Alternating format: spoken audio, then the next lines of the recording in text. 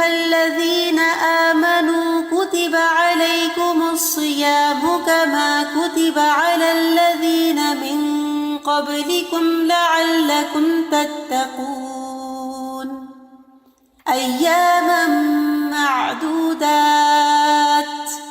فمن كان منكم مريضا أو على سفر فعدة من أيام أخر وعلى الذين يطيقونه فدية طعام مسكين فمن تطوع خيرا فهو خير له وأن تصوموا خير لكم إن كنتم تعلمون شهر رمضان الذي أنزل فيه القرآن هدى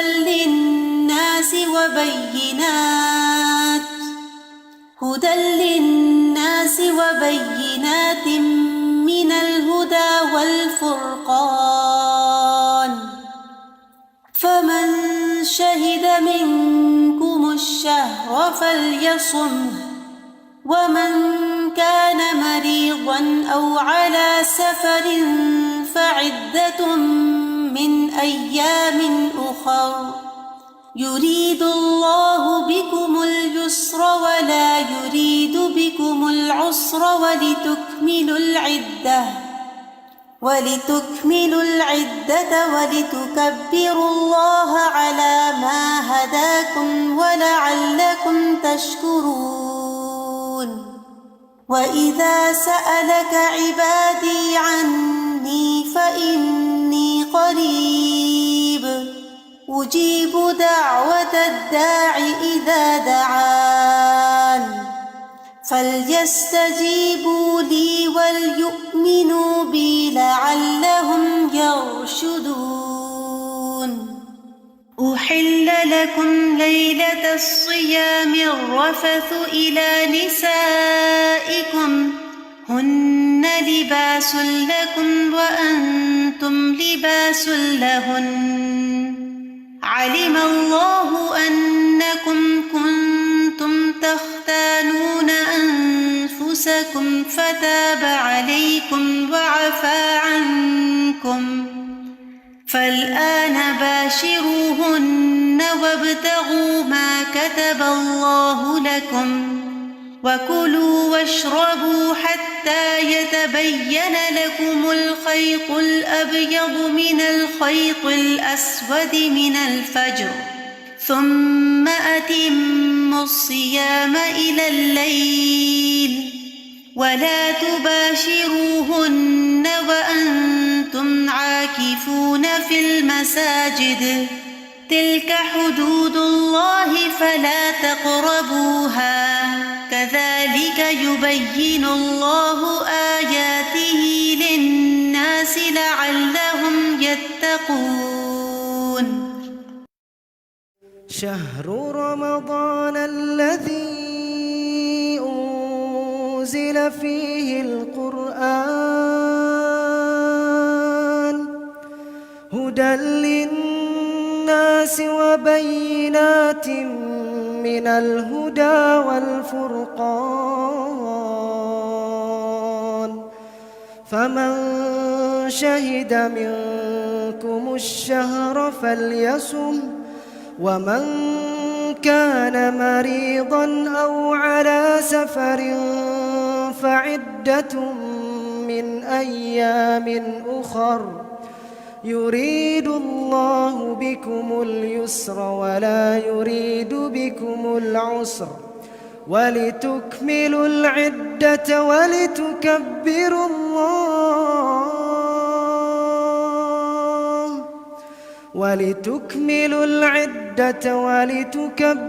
الله على ما هداكم ولعلكم تشكرون. السلام علیکم ورحمۃ اللہ وبرکاتہ۔ لائیو ڈسکشن میں حصہ لینا بہت ہی آسان ہے۔ آپ کو صرف 3 کام کرنے ہیں۔ اپنی اسکرین پر دیکھیے، نیچے موجود آپشنز میں سے ریز ہینڈ کے آپشن پر کلک کریے۔ بلو ہینڈ کا مطلب ہے ہم آپ کی مائک کی ریکویسٹ دیکھ سکتے ہیں۔ جب ہوسٹ آپ کو ریکویسٹ بھیجے تو اسے ایکسیپٹ کریں، اور جب آپ کا نام لیا جائے تو اپنا مائک کھول کر بات کیجیے، اور بات کرنے کے فوراً بعد اپنا مائک بند کر دیجیے۔ آپ اپنے جوابات چیٹ میں بھی لکھ کر بھیج سکتے ہیں۔ تو چلیے شروع کرتے ہیں۔ اوور ٹو یو نیلوفر باجی۔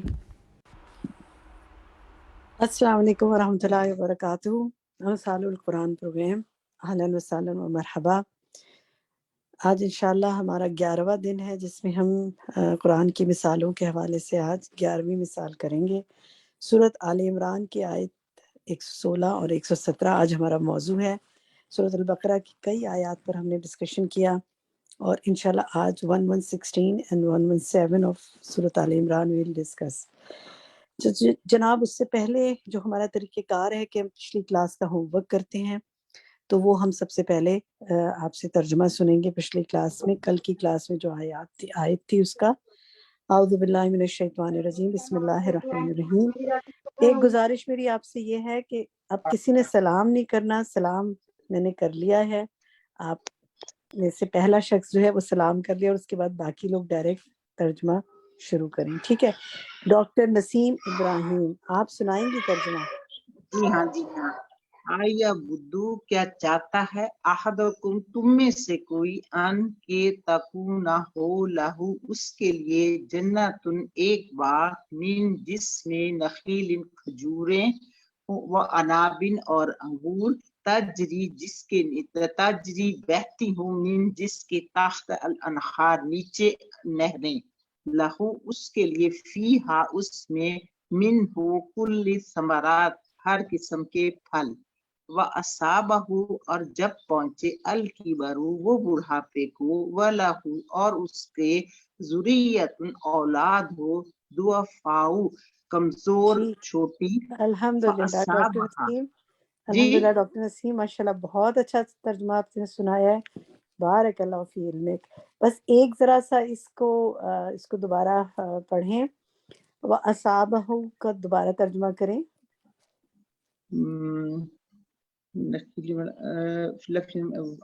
وَأَصَابَهُ اور پہنچے اس کو، الکبرو بڑھاپا۔ ٹھیک ہے، شاباش۔ اور یہ جو ہے نا، من نخیل و عنابن، کھجوروں کا اور انگوروں کا، ٹھیک ہے؟ اوکے باقی آپ نے ٹھیک ہے، ماشاءاللہ بہت اچھا ترجمہ سنا ہے۔ اللہ تعالیٰ آپ کو الحمدللہ۔ قرآن کو اپنے سینے میں محفوظ رکھنے کی توفیق عطا فرمائے۔ بشریٰ یاسمین، آپ سنائیے یہاں سے وَأَصَابَهُ سے۔ بشریٰ یاسمین، جی میم، آواز آ رہی ہے آپ کو میری؟ جی بالکل آ رہی ہے آپ کی آواز۔ بسم اللہ الرحمن الرحیم۔ فَأَصْوَابَهَا پس اصواب پہنچے، ہا اس کو، اعصار ایک بگولا، فی میں ہی اس میں، نارن آگ کا، فاحترقت پس احترقت وہ جل جائے، کذالک کا طرح، ذالک یہ، یبینو واضح کر دے، اللہ لکم لا کے لیے، کم تمہارے لیے، الآیاتی نشانیاں، لعلکم تاکہ تم تتفکرون تم فکر کرو، غور و فکر سے کام لو۔ ٹھیک ہے بشریٰ، شاباش۔ کذالک کا ترجمہ دوبارہ کریں۔ کذالک کا مطلب ہوتا ہے جیسے، اور طرح یعنی ذالک یہ اشارہ ہے، اسی طرح۔ اسی طرح، شاباش، ٹھیک ہے، بارک اللہ فی علمک۔ دیکھیں جو بھی آپ اسے ترجمہ سنائے نا، وہ اعوذ باللہ پڑھے۔ قرآن پڑھنے سے پہلے اللہ کا نام تعوذ پڑھنا چاہیے، دل میں پڑھ لیں اعوذ باللہ اور بسم اللہ، اور پھر ترجمہ پڑھنا شروع کریں۔ تسنیم جاوید، سنائیے شروع سے، آغاز سے۔ جی آ یودو احدکم، آ یودو کیا چاہتا ہے کوئی تم میں سے، ان کے تکونو ہو لہو اس کے پاس، جنت ایک باغ، من نخیل کھجور کا، تسنیم ذرا سا رکیں، جی دیکھیں جی دوبارہ سے آپ نے ایک سنانا باغ، ہے، لیکن جی آپ نے جلدی نہیں کرنی اور آپ نے نا عربک کو صحیح پڑھ کر سنانا ہے، ٹھیک ہے؟ جی جی چاہے جی ایک لائن سنائیں لیکن صحیح سنانی ہے. دوبارہ سے سنائیں. یا ودو کیا چاہتا ہے، احدکم تم میں سے کوئی، ان کے تکون ہو لہو اس یہیں پہ کے، رک جائیں تسلیم. ان جی کے جی بعد جو لفظ ہے اس کو پڑھیے. تکونا تکون، سوری ہاں تکونا. تو جلدی تکونا نہیں کرنی نا، دھیان سے جی پڑھنا جی ہے، جی اس لفظ کو فوکس کرنا ہے. شاباش. لہو جو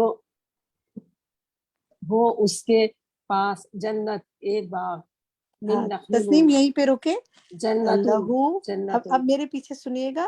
لہو اس جی کے لیے، بولے اس کے لیے، لہو اس کے، اس کے لیے، اس کے جنتن، لیے جنتن، جنت جنتن ایک نہیں، باغ، دیکھیں نون پہ تشدید ہے نا. جنتن جی جنت جی نہیں، دیکھیں آپ نے میری جو میں بول رہی ہوں نا آپ نے غور سے سننا ہے. ہاں، جنتن. جنت. اصل میں ہاں کل میں نے کلاس اٹینڈ نہیں کی تھی نا، شاید اس وجہ سے. نہیں کوئی بات نہیں. آپ دیکھیے یہ جی قرآن کا معاملہ ہے نا، الفاظ کو جی عربی جی کے صحیح بالکل، پڑھنا ہے تو کوئی بات جی نہیں. بالکل، الحمدللہ جتنا آپ نے سنایا آپ نے ماشاء اللہ کوشش کی. اگر کلاس اٹینڈ نہیں کی تو کوئی بات نہیں، آج سن لیں تو اس کو جی دوبارہ یاد کر لیجیے گا آپ. ٹھیک ہے، اللہ تعالیٰ علم و عمل میں برکت کرے. کچھ سی آپ سنائیے. اعوذ باللہ من الشیطان، شروع سے سناؤ. جی آیا شروع سے. ودو، آیا ودو کیا چاہتا ہے، احدکم کوئی ایک تم میں سے، ان کے تکونا ہو لہو اس کے لیے، جنتن ایک باغ، من نخیل کھجوروں کا، و اعناب اور انگوروں کا، تجری بہتی ہوں، من تحتہا اس کے نیچے سے، الانہار نہریں، لہو اس کے لیے، فیہا ٹھیک ہے قدسیہ، جزاک اللہ خیر کثیرہ. ماشاء اللہ بہت اچھا سنا ہے، بارک اللہ فی علمک. شاہین اختر، فیہا سے آگے سنائیں آپ.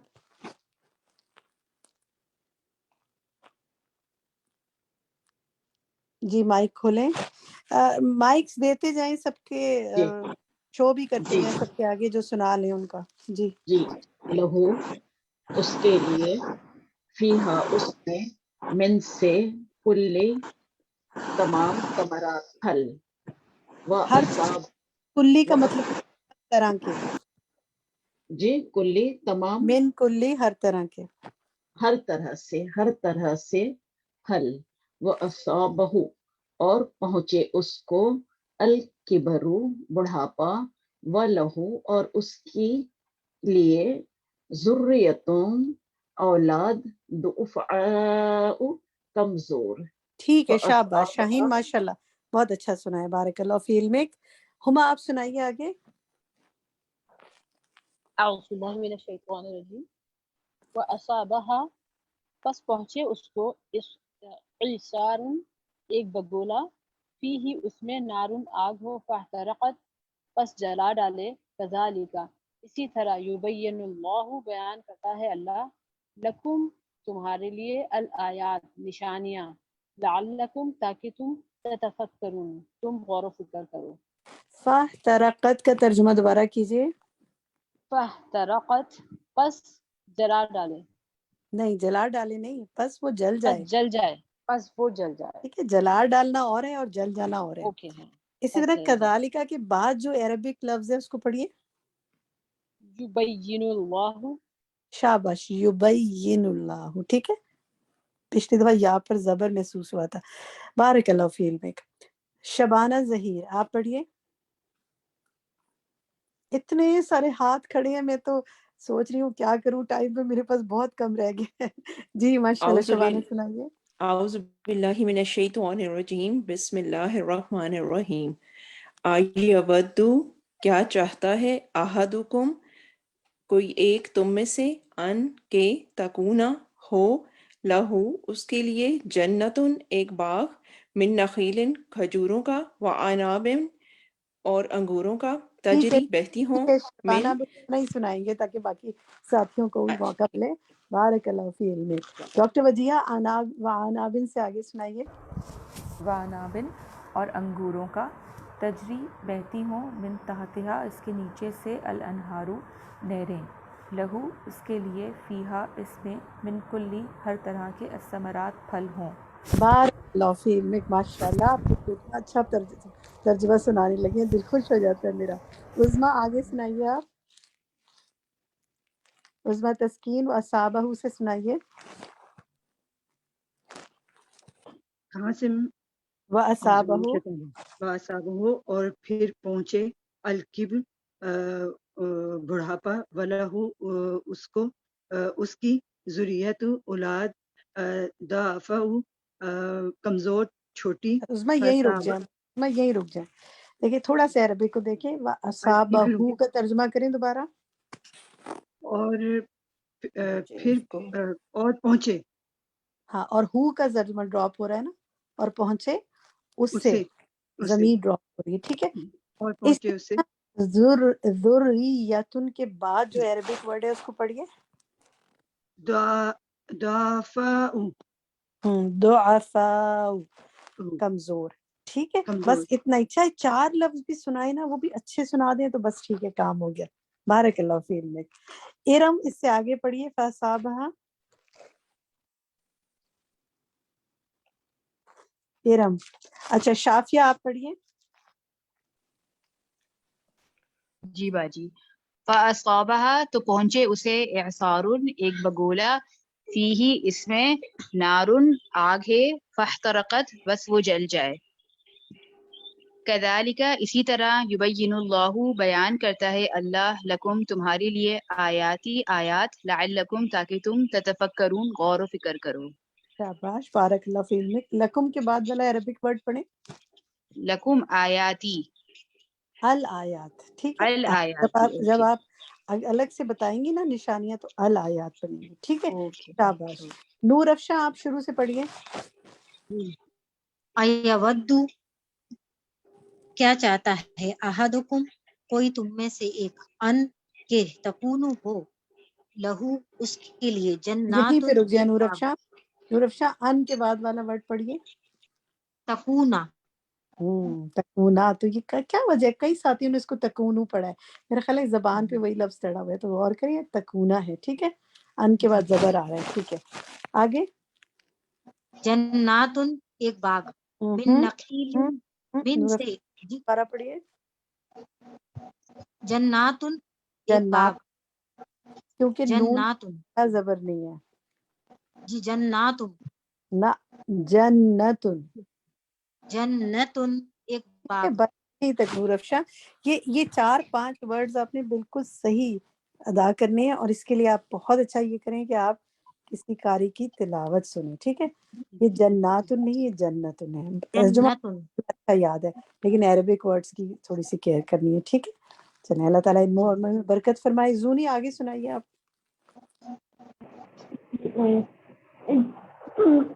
من النخیل کھجوروں میں و اناب اور انگوروں میں تجری بیٹھی ہے من تحتها اس کے نیچے انہار نہریں لہو اس میں فی لہو اس کے لیے فیہا اس میں من کلی ہر طرح کے ثمرات پھل و ٹھیک ہے، اصحابہ بس اور یہی رک جائے زونی.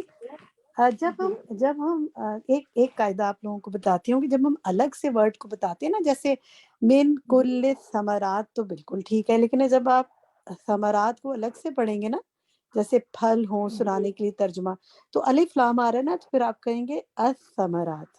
ٹھیک ہے. اسی طرح الانہار. ٹھیک ہے، کیونکہ الف لام ہے نا تو اس کو پھر حرکت دیں گے آپ.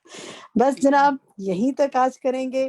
بہت اچھے ماشاءاللہ آپ نے ترجمہ سنایا. بہت سے لوگ تیار ہیں سنانے کے لیے، لیکن آپ لوگوں نے کسی کو سنانا ہے. آج ایک اور ہوم ورک بھی ہے میرے پاس آپ کے لیے. دیکھتے ہیں یہ کون سناتا ہے. آپ کو ہم نے ایک حدیث دی تھی اور کہا تھا کہ اس حدیث کو یاد کریں، عربک اور اردو، اور اگر آپ میں سے کوئی یاد کر لے اور سنانا چاہے تو سنائے. تو جناب جو سنانا چاہے وہ اپنا مائک کھولے اور اپنا نام لے کہ وہ اس کی عربک اور ترجمہ بتائے گا. قندیل میں سناؤں؟ تمرین سنائے گا. قندیل، آپ قندیل سنائیے. ان بے شک اللہ طیبن پاک ہے، ولا اور نہیں، یقبلو وہ قبول کرتا، الا مگر طیبہ پاکیزہ چیز کو. शाबाश। पूरी एक स्ट्रेच में अरबिक सुनाइए। इन्ना अल्लाह तय्यिबुन वला यक़बलु इल्ला तय्यिबा। ठीक, माशाल्लाह, बारकल्लाह फीक, बहुत अच्छा सुनाया। कोई एक साथी और सुना सकता है? जिसको याद हो तो वो अपना नाम ले, तो मैं एक से और सुन लूंगी बस। किसी और को ये हदीस याद हो? और आप सुनाइए। जी बाजी। इन्ना अल्लाह तय्यिबुन वला युक़बलु इल्ला तय्यिबा। बेशक अल्लाह ताला पाकीज़ा है और नहीं वो कबूल फरमाता मगर पाकीज़ा। हाँ, इसमें एक वर्ड दोस्त नहीं आपने पढ़ा, ये युक़बलु नहीं है, यहाँ पर यक़बलु है। ठीक है, इन्ना अल्लाह तय्यिबुन वला यक़बलु इल्ला तय्यिबा। अल्लाह ताला पाक है और पाक चीज कबूल करता है। ये हदीस है, हमने करने को भी दी थी।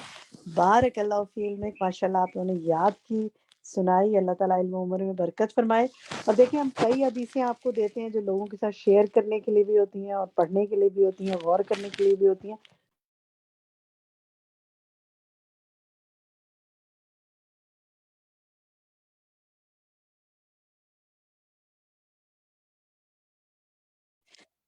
हम आते हैं आज के लेसन की तरफ। सूरत आल इमरान 116 एंड 117 सबक हमारा है, तो हम अपने एडमिन की तरफ जाते हैं। जी, ओवर टू यू आमना।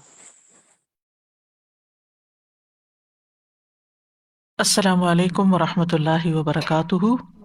नहमदुहु व नुसल्ली अला रसूलिहिल करीम, अम्मा बाद, फ़अऊज़ु बिल्लाहि मिनश शैतानिर रजीम, बिस्मिल्लाहिर रहमानिर रहीम, रब्बिश्रह ली सदरी व यस्सिर ली अमरी वहलुल उक़दतम मिन लिसानी यफ़क़हू क़ौली। लौ अंज़लना हाज़ल क़ुरआन अला जबलिन लरअयतहु ख़ाशिअन मुतसद्दिअन मिन ख़श्यतिल्लाह वतिल्कल अम्सालु नضربها लिन्नास लअल्लहुम यतफक्करून। अम्सालुल कुरान प्रोग्राम के सिलसिले में आज हम काफिरों के खर्च करने की मिसाल के बारे में पढ़ेंगे। खर्च करने के मौजू पर ये 5वीं मिसाल है। सूरत आल इमरान की आयत नंबर 116 और 117 में इसकी तफसील बयान हुई है। इरशाद बारी ताला है, इन्नल्लज़ीन कफ़रू लन तुग़निय अन्हुम अम्वालुहुम वला औलादुहुम मिनल्लाहि शैआ वउलाइक अस्हाबुन नार हुम फीहा खालिदून। مثل ما ينفقون في هذه الحياة الدنيا كمثل ريح فيها صر أصابت حرث قوم ظلموا أنفسهم فأهلكت وما ظلمهم الله ولكن أنفسهم يظلمون। यकीनन वो लोग जिन्होंने कुफ्र किया, उनके माल और उनकी औलाद उन्हें अल्लाह से बचाने में हरगिज कुछ भी काम न आएंगे, और यही लोग आग के साथी हैं, वो उसमें हमेशा रहने वाले हैं। इस दुनिया की जिंदगी में जो कुछ वो खर्च करते हैं उसकी मिसाल उस हवा की तरह है जिसमें सख्त सर्दी हो, जो ऐसी कौम की खेती को जा पहुंचे जिन्होंने अपने नफ्सों पे जुल्म किया, फिर वो इस खेती को बर्बाद करके रख दे। और अल्लाह ने उन पर जुल्म नहीं किया, लेकिन वो खुद अपनी जानों पर जुल्म करते हैं। इन्नल्लज़ीना कफ़रू, यकीनन वो लोग जिन्होंने कुफ्र किया। लुगत में कुफ्र से मुराद किसी चीज को छुपा लेना और ढांप लेना है। जहां तक शरई इस्तिलाह की बात है तो इससे मुराद अल्लाह और उसके रसूल पर और जिन चीज़ों पर ईमान लाने का कहा गया है उन पर ईमान न लाना, खा इसके साथ झुटलाने का अमल हो या ना हो। خواہ اس میں شک و شبہ ہو یا تکبر کرتے ہوئے اس سے روگردانی کی جائے، یا حسد کرتے ہوئے، یا خواہشات کی پیروی کرتے ہوئے۔ اور اس میں ایک خاص بات یہ ہے کہ حق آنے کے بعد، اس کو پہچاننے کے بعد اس کا انکار کرنا یہ کفر ہوتا ہے۔ یعنی وہ شخص جس نے حق کو پا لیا، سچائی اس کو سمجھ آ گئی، لیکن پھر اس کو ریجیکٹ کر دیا۔ جیسے نمرود کے سامنے ابراہیم علیہ السلام نے جب دلیل پیش کی تو تھوڑی دیر کے لیے وہ رکا، حیران ہوا، لیکن پھر انکار کر دیا۔ اور اسی طرح کی اور مثالیں بھی ہیں۔ سورۃ النمل میں آتا ہے وَجَحَدُوا بِهَا وَاسْتَيْقَنَتْهَا أَنفُسُهُمْ ظُلْمًا وَعُلُوًّا فَانظُرْ كَيْفَ كَانَ عَاقِبَةُ الْمُفْسِدِينَ۔ اور انہوں نے ظلم اور تکبر کی وجہ سے انکار کر دیا، حالانکہ ان کے دل ان کا اچھی طرح یقین کر چکے تھے۔ یعنی جو نشانیاں انہوں نے دیکھی اور ان کو سمجھا، لیکن اس کے باوجود انہوں نے ان کو مان کے نہ دیا۔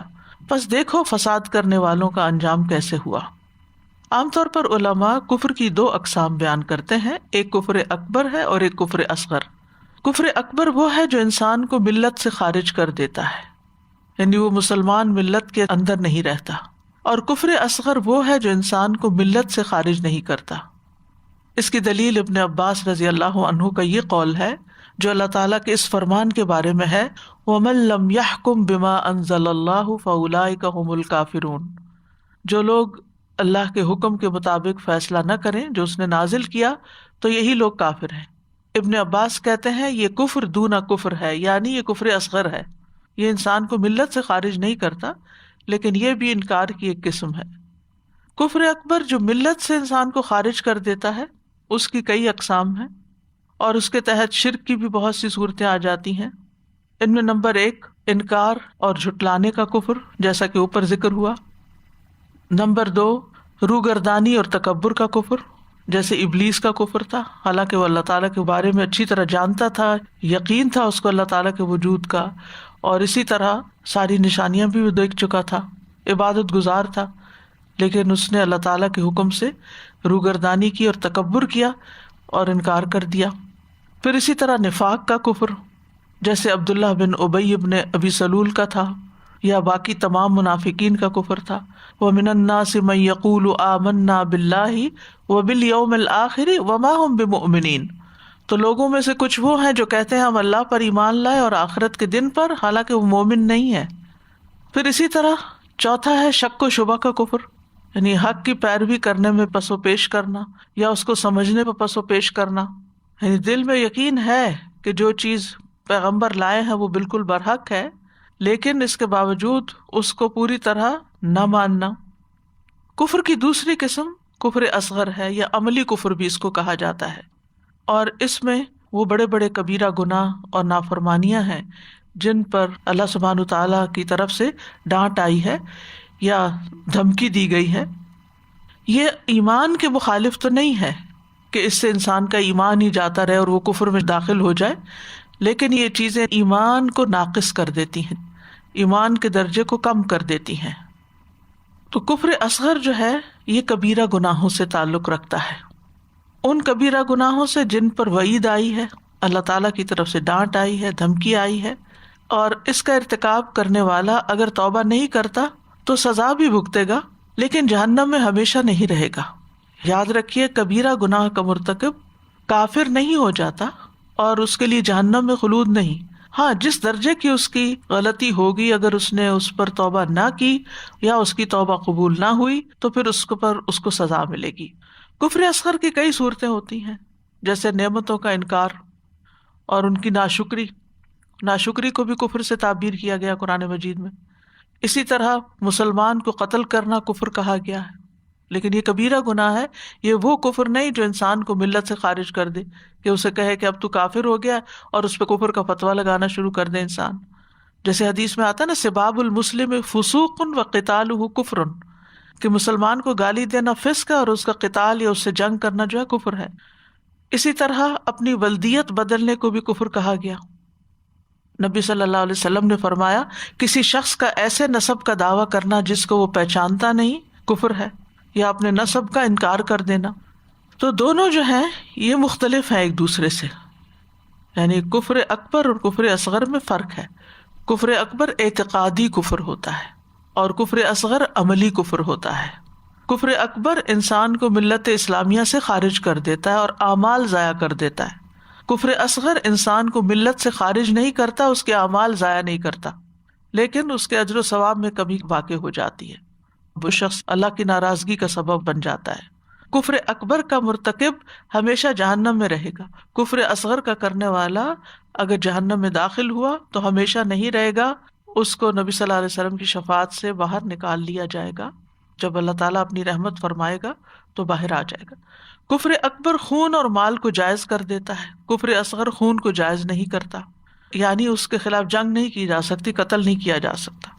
کفر اکبر کا ارتکاب کرنے والوں کی ولایت منع ہے، جبکہ کفر اصغر کے ساتھ یہ پابندی نہیں.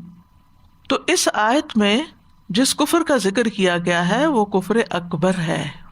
کیوں؟ اس لیے کہ آیت کے اختتام پہ آ رہا ہے وَأُولَٰئِکَ أَصْحَابُ النَّارِ هُمْ فِيهَا خَالِدُونَ.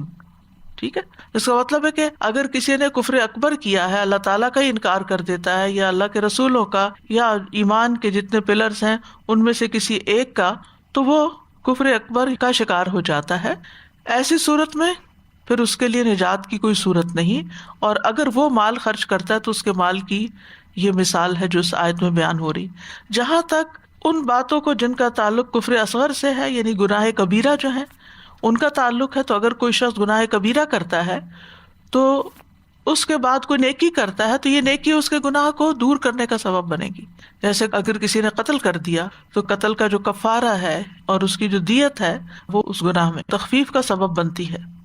یعنی یہاں جو فرمایا گیا نا کہ ان الذین کفروا، یعنی وہ لوگ جو پکے کافر ہیں، سچ کو جانتے ہوئے، حقیقت کو جانتے ہوئے، نبی صلی اللہ علیہ وسلم کو پہچانتے ہوئے پھر انکار کر دیتے ہیں، مانتے نہیں ہیں، ملت سے خارج ہیں.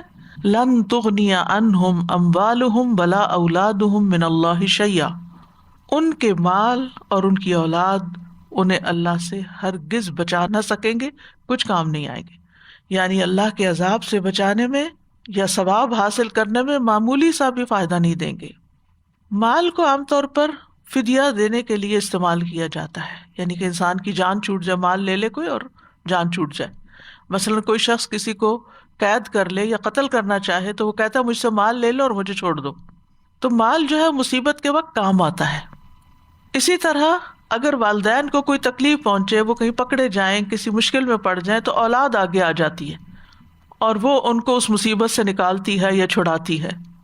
لیکن اللہ کے ہاں پہنچنے کے بعد ان کفار کے مال اور اولاد ان کے کسی بھی کام نہ آئے گی. دنیا میں انہیں جو بھی ملا سو ملا، دنیا میں یہ چیزیں ان کے فائدے کی ہو سکتی ہیں، لیکن وہ انہیں اللہ کے عذاب اور اس کی دردناک سزا سے نہ بچا سکیں گی.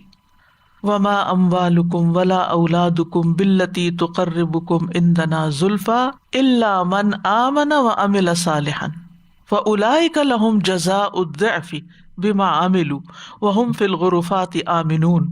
اور نہ تمہارے مال ایسے ہیں اور نہ تمہاری اولاد جو تمہیں ہمارے ہاں قرب میں نزدیک کر دے، مگر جو شخص ایمان لایا اور اس نے نیک عمل کیا تو یہی لوگ ہیں جن کے لیے دگنا بدلہ ہے. یعنی ایمان کے ساتھ مال اور اولاد فائدہ دیتے ہیں کہ مال انسان اچھے کاموں میں لگاتا ہے تو وہ اس کے لیے نجات کا ذریعہ بنتا ہے یا صدقہ جاریہ بنتا ہے.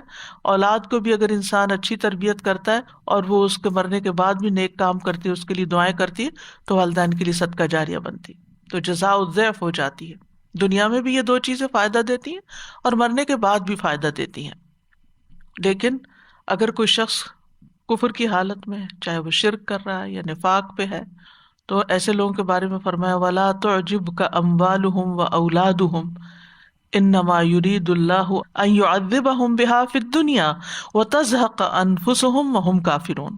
اور آپ کو ان کے اموال اور ان کی اولاد بھلے معلوم نہ ہوں، اللہ تو یہی چاہتا ہے کہ ان کے ذریعے انہیں دنیا میں سزا دے اور ان کی جانیں اس حال میں نکلیں کہ وہ کافر ہوں.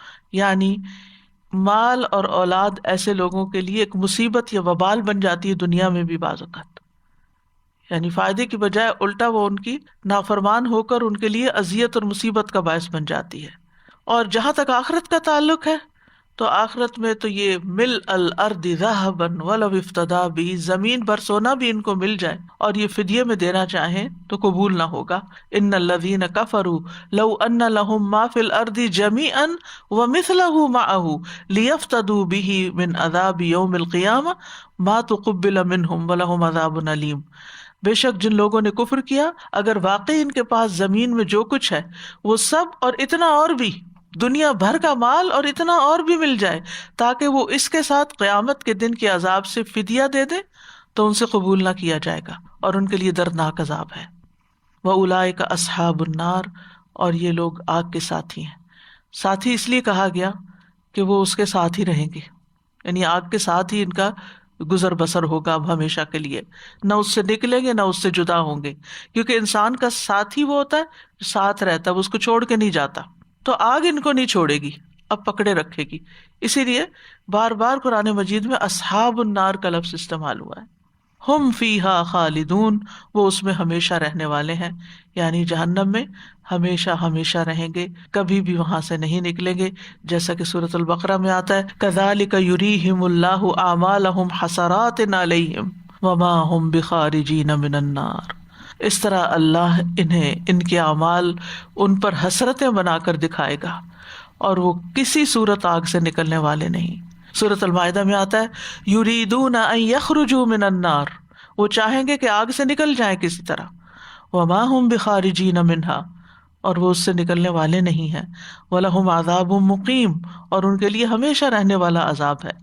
تو قرآن مجید کی متعدد آیات میں یہ بات واضح کر دی گئی ہے کہ کفر اکبر کے ساتھ جو شخص دنیا سے جائے گا وہ ہمیشہ جہنم میں رہے گا. ان الذین کفروا وظلموا لم یکن اللہ لیغفر لهم ولا لیہدیہم طریقا الا طریق جہنم خالدین فیہا ابدا وکان ذلک علی اللہ یسیرا. جن لوگوں نے کفر کیا اور ظلم کیا کبھی ایسا نہیں کہ اللہ انہیں بخشے اور نہ یہ کہ انہیں کسی راستے کی ہدایت دے سوائے جہنم کے راستے کے جس میں وہ ہمیشہ رہنے والے ہیں ہمیشہ ہمیشہ، اور یہ اللہ پر بہت آسان ہے. اور جہنم کی زندگی تو آپ سب جانتے ہیں کہ کیسی ہے کہ ثم لا يموت فيها ولا يحيا. ایک اور جگہ پر آتا ہے لا يقضى عليهم فيموتوا ولا يخفف عنهم من عذابها، نہ عذاب کم کیا جائے گا اور نہ ہی ان کا فیصلہ کیا جائے گا کہ یہ مر ہی جائیں، مریں گے بھی نہیں. یعنی ایسا خلود ہے کہ جو اینڈ لیس ہے. لیکن جب کفر اصغر والوں کے لیے یہ لفظ استعمال ہوتا ہے تو اس سے مراد ہے متعین وقت جو بہت لمبا ہوگا، بہت بڑی سزا ہے، یہ مراد ہے. جتنا بڑا گناہ اتنی ہی بڑی سزا. بہرحال یہ آیت یہ واضح کرتی ہے کہ اگر کوئی انسان کفر کرتا ہے تو پھر اس کے مال اور اولاد اس کو فائدہ نہیں دیتے. ان لوگوں کی اب مثال بیان کی گئی ہے. مثل ما ينفقون في هذه الحیات الدنیا، مثال ان لوگوں کی جو اس دنیا میں اپنے مال خرچ کرتے ہیں، یعنی ان کفار کی مثال جو دنیا میں خیر کے کاموں میں خرچ کرتے ہیں، خدمت خلق میں خرچ کرتے ہیں یا کسی بھی ترقی کے کام میں خرچ کرتے ہیں، کہیں بھی انویسٹمنٹ کرتے ہیں، خواہ وہ اچھے کام ہوں خواہ وہ ان کی اپنی ذاتی ضرورت کی چیزیں ہوں، کہیں پر بھی جو خرچ کرتے ہیں، یعنی عمومی اخراجات. جیسے اہل ایمان کی مثال پیچھے دی گئی اور جیسے سورۃ البقرہ کے شروع میں آتا ہے وَمِمَّا رَزَقْنَاهُمْ يُنْفِقُونَ. تو مومن کہیں بھی جب خرچ کرتا ہے، چاہے اپنی ذات پہ کرے، چاہے گھر والوں پہ کرے، چاہے عزیز و رشتہ داروں پہ کرے، چاہے خیر کے کاموں میں غریبوں پہ خرچ کرے، دین کے راستے میں دین کی خدمت میں کرے، قیدیوں کو چھڑانے میں کرے، جہاں بھی مومن خرچ کرے گا اس کا خرچ اس کے لیے اجر و ثواب کا ہی باعث ہوگا. اس کے برعکس کافر جب خرچ کرتا ہے، مال تو ہر انسان دنیا میں خرچ کرتا ہے، تو جہاں بھی وہ خرچ کرے گا چاہے اس سے مخلوق کو بڑا بڑا فائدہ پہنچے، اس نے کوئی چیز ایجاد کی یا کوئی اور خیر کا کام کیا، اس کا کوئی فائدہ اس کو پہنچنے والا نہیں. دوسرا معنی اس کا یہ ہے کہ اگر وہ اللہ کے راستے سے روکنے میں خرچ کرتے ہیں، یعنی بعض کا خیال ہے کہ کفار نے بدر کی جنگ میں بہت مال خرچ کیا تھا اور اس کی بعد کی جنگوں میں بھی اسلام کے راستے کو روکنے کے لیے، اور خصوصاً بدر میں کہا جاتا ہے کہ جتنا بڑا لشکر تھا اس کے لیے 1 اونٹ روز ذبح ہوتا تھا جس سے وہ کھانا کھاتے تھے، اور کوئی نہ کوئی ڈونیٹ کرتا تھا وہ اونٹ، یعنی دیتا تھا اپنے کاز کے لیے. اسی طرح ابو لہب کی بیوی نے کہا تھا کہ میں اپنا ہار بیچ کے تو محمد صلی اللہ علیہ وسلم کی مخالفت میں لگا دوں گی. اسی طرح منافق جو تھے اندر سے تو ایمان نہیں تھا، لیکن اوپر سے وہ جب نبی صلی اللہ علیہ وسلم لوگوں کو صدقات پر ابھارتے تو مارے بندے الا وہم کارہون وہ خرچ کرتے تھے.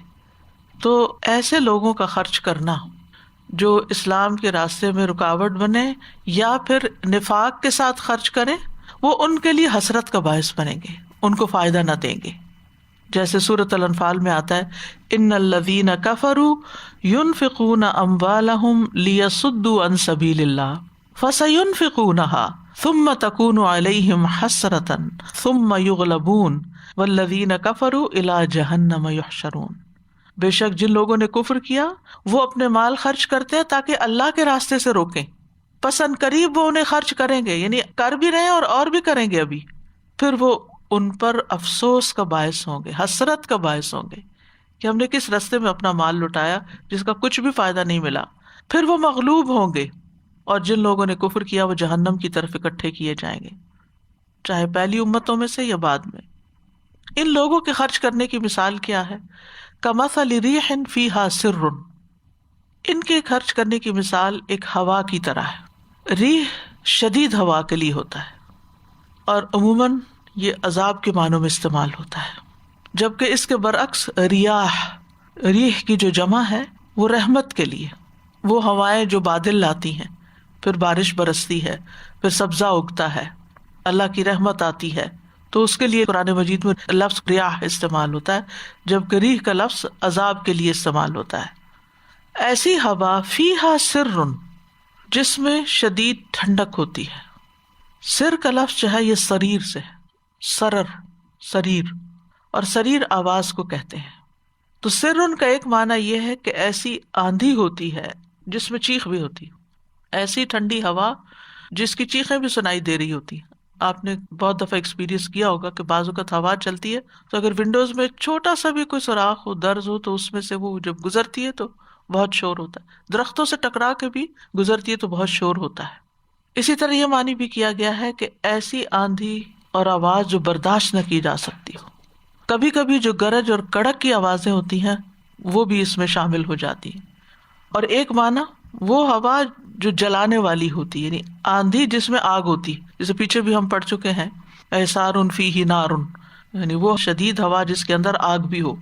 تو علماء اس بارے میں 3 باتیں کرتے ہیں کہ سروں سے مراد منجمد کرنے والی سردی، سخت ٹھنڈک جس کو پالا بھی کہا جاتا ہے، یا ایسی خوفناک آواز جو ناقابل برداشت ہو، یا جلانے والی آگ.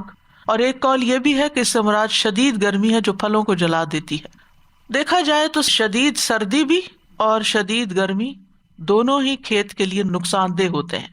اصابت حرث قوم ظلموا انفسهم فاہلکتہ، یہ سخت ٹھنڈی ہوا اور یہ سخت قسم کی تیز آندھی یا سخت قسم کی ہوا جس کے ساتھ آگ بھی شامل ہو گئی.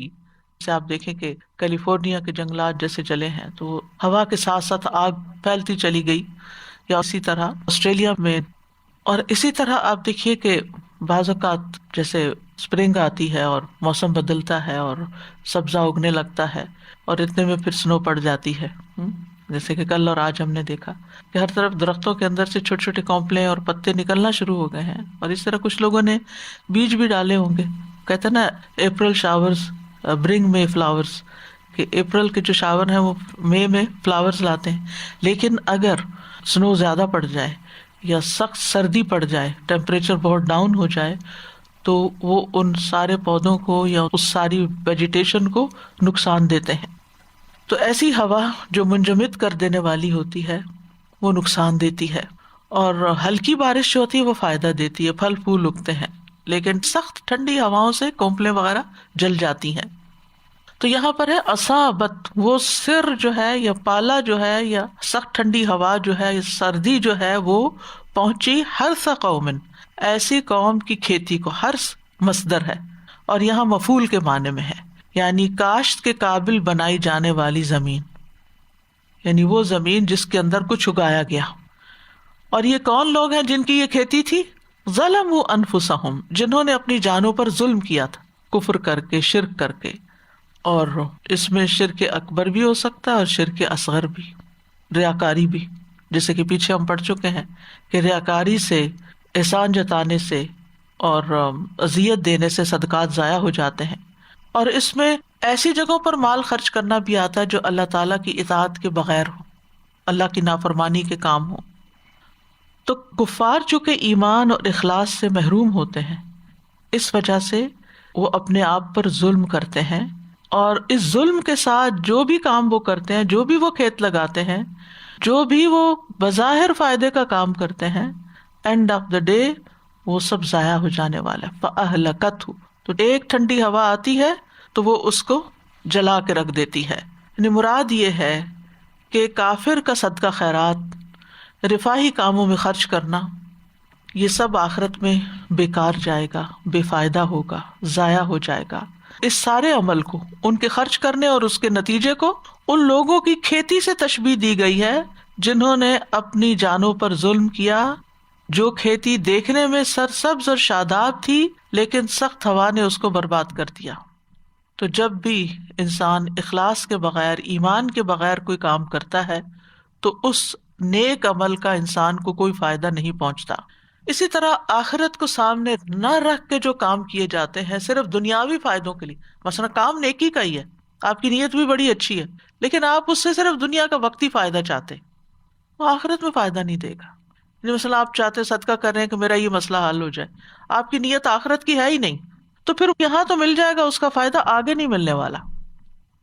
کیونکہ قرآن مجید میں آتا ہے وَمَنْ أَرَادَ الْآخِرَةَ وَسَعَى لَهَا سَعْيَهَا وَهُوَ مُؤْمِنٌ، بشرطے کہ وہ مومن ہو، فَأُولَٰئِكَ كَانَ سَعْيُهُمْ مَشْكُورًا، کہ جو آخرت کا ارادہ کرے اور اس کے لیے کوشش کرے جیسی کوشش کرنی چاہیے، تو ان لوگوں کی کوشش قابل قدر ٹھہرے گی. وَمَا ظَلَمَهُمُ اللَّهُ، اور اللہ نے ان پر ظلم نہیں کیا، وَلَٰكِنْ أَنفُسَهُمْ يَظْلِمُونَ، وہ خود اپنے اوپر ظلم کرتے تھے. ظلم کا معنی ہوتا ہے کسی چیز کو اس کے مقام سے ہٹا کے رکھ دینا. یعنی یہ وہ لوگ ہیں جنہوں نے کفر اور گناہ کر کے اپنی جانوں پر ظلم کیا. کرنا تو یہ چاہیے تھا ایمان لا کر عمل صالح کر کے اپنے آپ کو فائدہ پہنچاتے، لیکن انہوں نے ایسا نہیں کیا، لہٰذا انہوں نے اپنے اوپر ظلم کیا. اللہ نے ان پہ ظلم نہیں کیا، کیونکہ اللہ سبحانہ وتعالیٰ کسی پہ ظلم نہیں کرتا. قرآن مجید میں آتا ہے وَمَا أَنَا بِظَلَّامٍ لِّلْعَبِيدِ، میں بندوں پہ ظلم کرنے والا ہرگز نہیں ہوں. سورۃ النساء میں آتا ہے اِنَّ اللَّهَ لَا يَظْلِمُ مِثْقَالَ ذَرَّةٍ، بے شک اللہ ایک ذرے کے برابر بھی ظلم نہیں کرتا. سورۃ یونس میں اللہ تعالیٰ کا فرمان ہے اِنَّ اللَّهَ لَا يَظْلِمُ النَّاسَ شَيْئًا، بے شک اللہ لوگوں پر کچھ بھی ظلم نہیں کرتا. یعنی یہ پڑھ کے کتنی خوشی ہوتی ہے کہ جو بھی انسان کے ساتھ کوئی تکلیف دہ معاملہ ہوتا ہے یا کوئی بھی مسئلہ آتا ہے اس کو، تو اللہ تعالیٰ کسی بندے پہ ظلم نہیں کرتا. اس کے پیچھے کوئی اور ہی وجہ ہوتی ہے. ہاں بندے اپنی جانوں پر ظلم کرتے ہیں، وَلَٰكِنْ أَنفُسَهُمْ يَظْلِمُونَ، وہ اپنے آپ پر ظلم کرتے ہیں. اور ظلم کی اقسام میں سب سے سخت ظلم کیا ہے کہ انسان اپنے آپ کو آخرت میں نقصان میں مبتلا کر لے، اپنی آخرت برباد کر لے، اپنی آخرت ضائع کر دے. یعنی آپ دیکھیں کہ دنیا میں انسان کو کوئی بھی نقصان ہوتا ہے نا تو وہ کسی نہ کسی طرح کمپنسیٹ ہو جاتا ہے، یا وہ چیز دوبارہ مل جاتی ہے، یا دوسرے لوگ اس پہ رحم کھا کے اس کی مدد کر دیتے ہیں، اس کو اپنے پاؤں پہ کھڑا کر دیتے ہیں. لیکن اگر کوئی شخص اپنی آخرت گنوا دیتا ہے تو گویا اس نے سب کچھ گنوا دیا. اور کافر کا اصل خسارہ مرنے کے بعد شروع ہوتا ہے. دنیا میں اس نے جو نیکی کی ہوتی ہے اس کا کچھ نہ کچھ فائدہ اس کو مل جاتا ہے، لیکن آخرت ناکام ہو جاتی ہے. اب دیکھیے کہ دنیا میں اگر ایک مومن کے اوپر کوئی تکلیف آتی ہے وہ صبر کرتا ہے تو اس کا بھی اس کو اجر ملتا ہے، اور وہ جو نقصان اس کا ہوتا ہے وہ بھی آخرت میں کمپنسیٹ ہو جاتا ہے. مثلا اگر کوئی دنیا میں فقر و فاقہ میں رہا، اس کے بعد جنت میں چلا گیا تو موت نے ساری مصیبتوں کا خاتمہ کر دیا. لیکن ایک کافر انتہائی خوشحال ہے، انتہائی خوشحال ہے، اس کو کبھی کوئی تکلیف نہیں آئی، لیکن جو ہی مرتا ہے موت کے بعد اس کا حساب شروع ہو جاتا ہے، نقصان شروع ہو جاتا ہے. حضرت علی رضی اللہ عنہ کہا کرتے تھے اصل دولت مندی اور محتاجگی اللہ کی بارگاہ میں پیش ہونے کے بعد ہے. کون امیر ہے کون فقیر ہے وہ کل پتہ چلے گا. یعنی موت آنے پر دنیا کی مصیبتوں کا خاتمہ ہو جاتا ہے، لیکن کفر اور نافرمانی اور گناہ کے بوجھ اور سزائیں موت کے وقت ہی شروع ہو جاتی ہیں. اور موت کے بعد تو پھر وہ جاری رہتی ہیں. تو بنیادی طور پر بات واضح کر دی کہ کفر کے ساتھ اپنی جان پہ ظلم کرتے ہوئے انسان جب کوئی کام کرتا ہے، خواہ وہ کتنا بڑا نیکی کا کام ہو،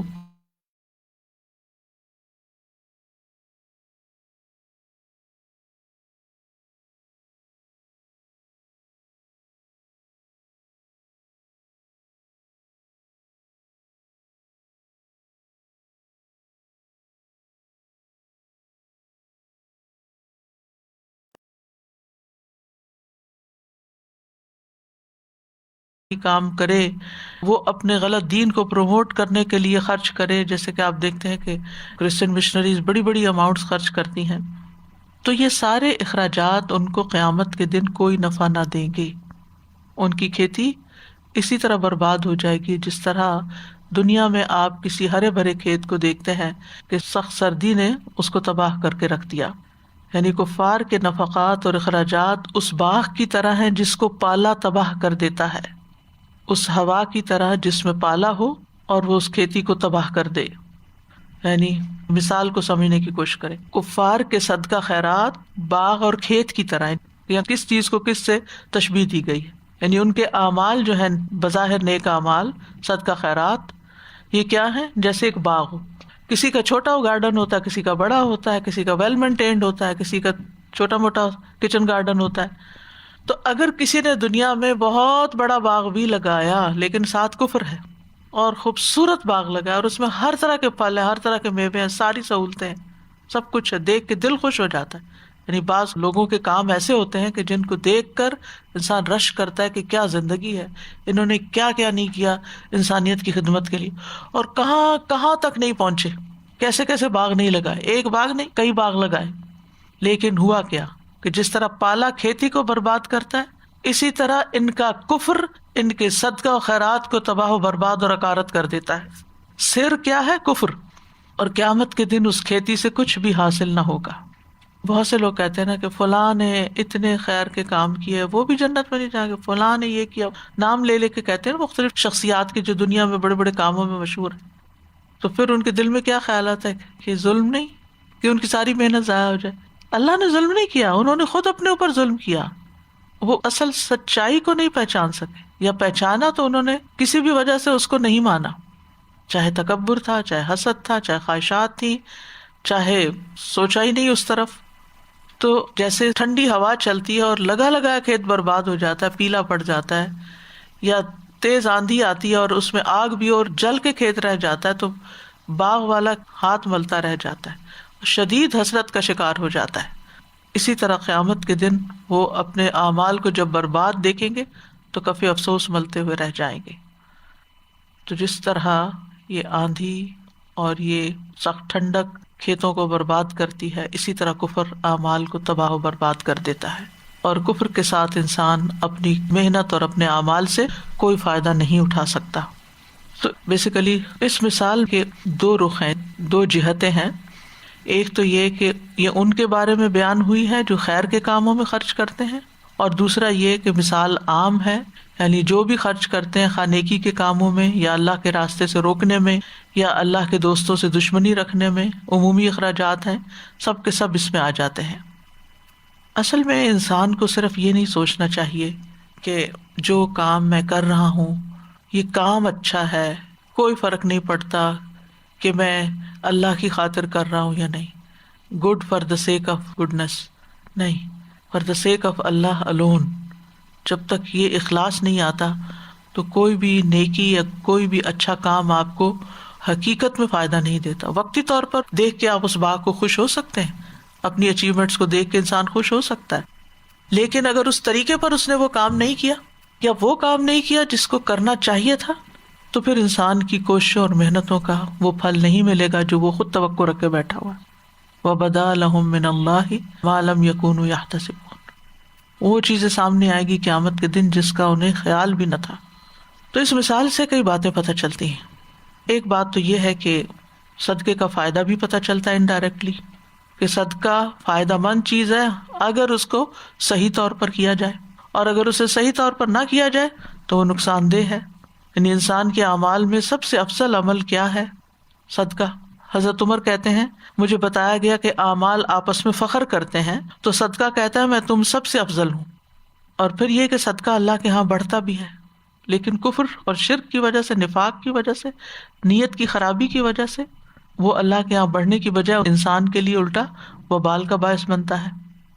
صدقہ سے عمومی طور پر مال میں اضافہ ہوتا ہے، لیکن یہاں اصل زر بھی جاتا ہے، پروفٹ تو پیچھے رہا.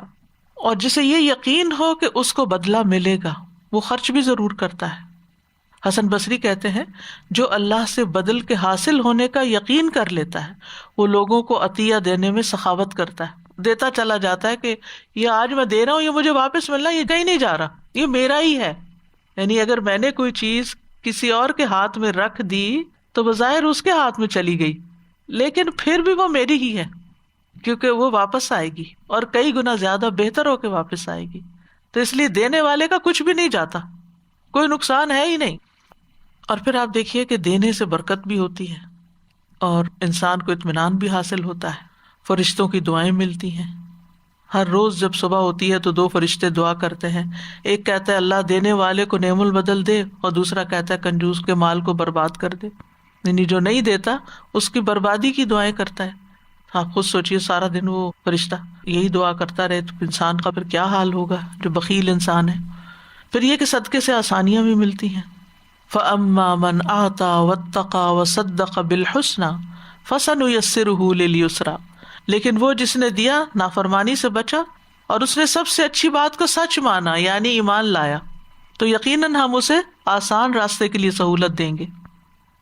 اسی طرح یہ ہے کہ بلاؤں اور مصیبتوں کو ٹالتا ہے صدقہ. اگر کافر بھی صدقہ کرے تو اس کو دنیا میں اس کا فائدہ پہنچتا ہے، اس کی مصیبت دور ہوتی ہے. تو یہ ہر خاص و عام کے لیے ہے، مومن کافر سب کے لیے، لیکن مرنے کے بعد فائدہ نہیں ہوگا. تو یہ مثال آگے کے بارے میں ہے. اور جیسا کہ آپ جانتے ہیں کہ صدقے میں مال تو ہے ہی، لیکن ہر وہ چیز جو انسان پوزیس کرتا ہے وہ صدقے میں شامل ہو جاتی ہے. مادی اشیاء بھی آتی ہیں، سونا، چاندی، جانور اور اسی طرح دیگر چیزیں بھی. جیسے نیکی کا ہر کام صدقہ شمار ہوا. کل معروف صدقہ، اچھی بات صدقہ، کسی کی مدد کرنا صدقہ، مسکرانا صدقہ، نیکی کا حکم دینا صدقہ، برائی سے روکنا صدقہ، بھولے بھٹکے کو رستہ بتانا صدقہ، نابینا کے ساتھ چلنا صدقہ، راستے سے پتھر کانٹا ہڈی ہٹانا صدقہ، اپنے ڈول سے دوسرے کے ڈول میں پانی ڈال دینا صدقہ. یہ ساری نیکیاں ہیں. اور آپ دیکھیں کہ یہ ساری نیکیاں ہر طرح کی کمیونٹی کے لوگ کر رہے ہوتے ہیں، مسلم، کافر، نان مسلم، سب کے سب کرتے ہیں. تو یہ نیکیاں صرف ایمان کے ساتھ ہی فائدہ مند ہوں گی، یعنی یہ صدقات ایمان کے ساتھ فائدہ مند ہے. اسی طرح اگر آپ کسی کو سلام کرتے ہیں، پانی کا ایک گھونٹ بھی پلاتے ہیں، نبی صلی اللہ علیہ وسلم نے فرمایا وَالشُّرْبَةُ مِنَ الْمَاءِ تُسْقِيهَا صَدَقَةٌ، ایک گھونٹ پانی پلا دیا آپ نے کسی کو، وہ بھی صدقہ. ہر روز ہمارے جسم کے ہر جوڑ پر صدقہ واجب ہو جاتا ہے.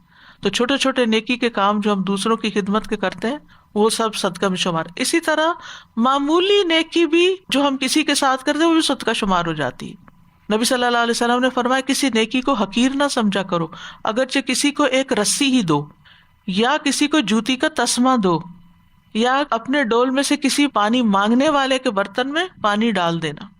پھر اسی طرح خندہ پیشانی سے ملنا، سلام کرنا، لوگوں کو انس اور محبت دینا، ان کی وحشت دور کرنا، کسی کی تنہائی دور کرنا.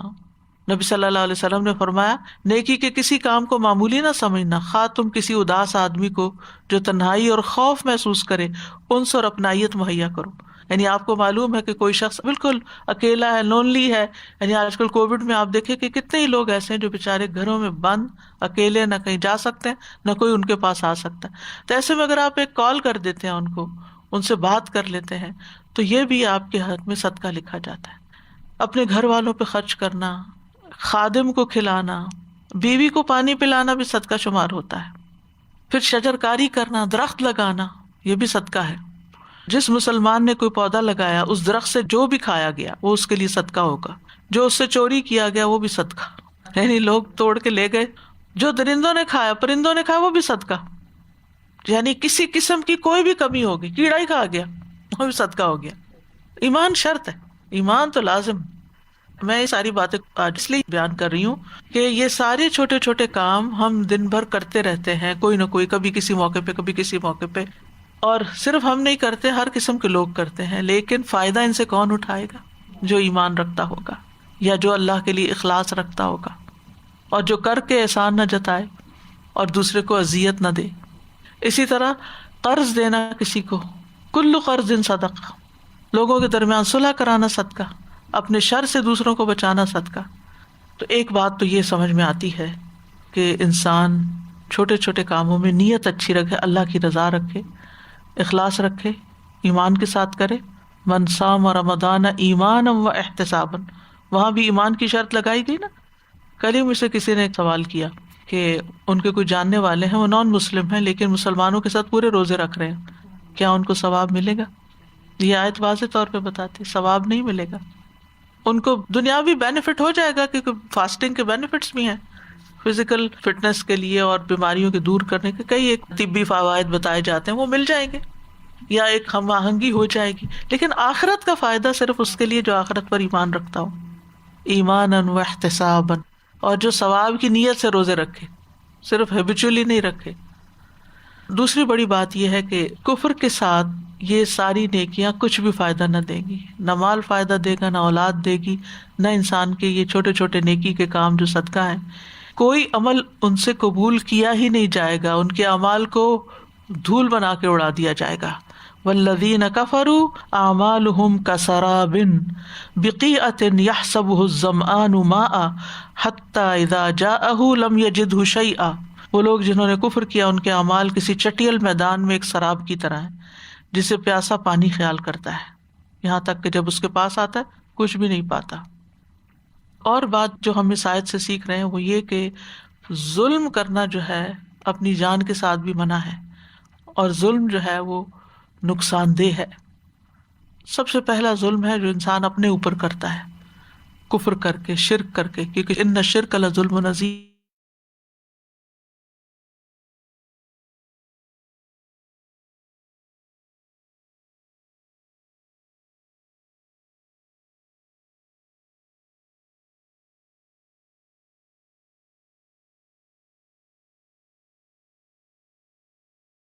ریاکاری کے لیے کام کرنا یہ بھی ظلم ہے، یعنی اپنے اوپر ظلم ہے۔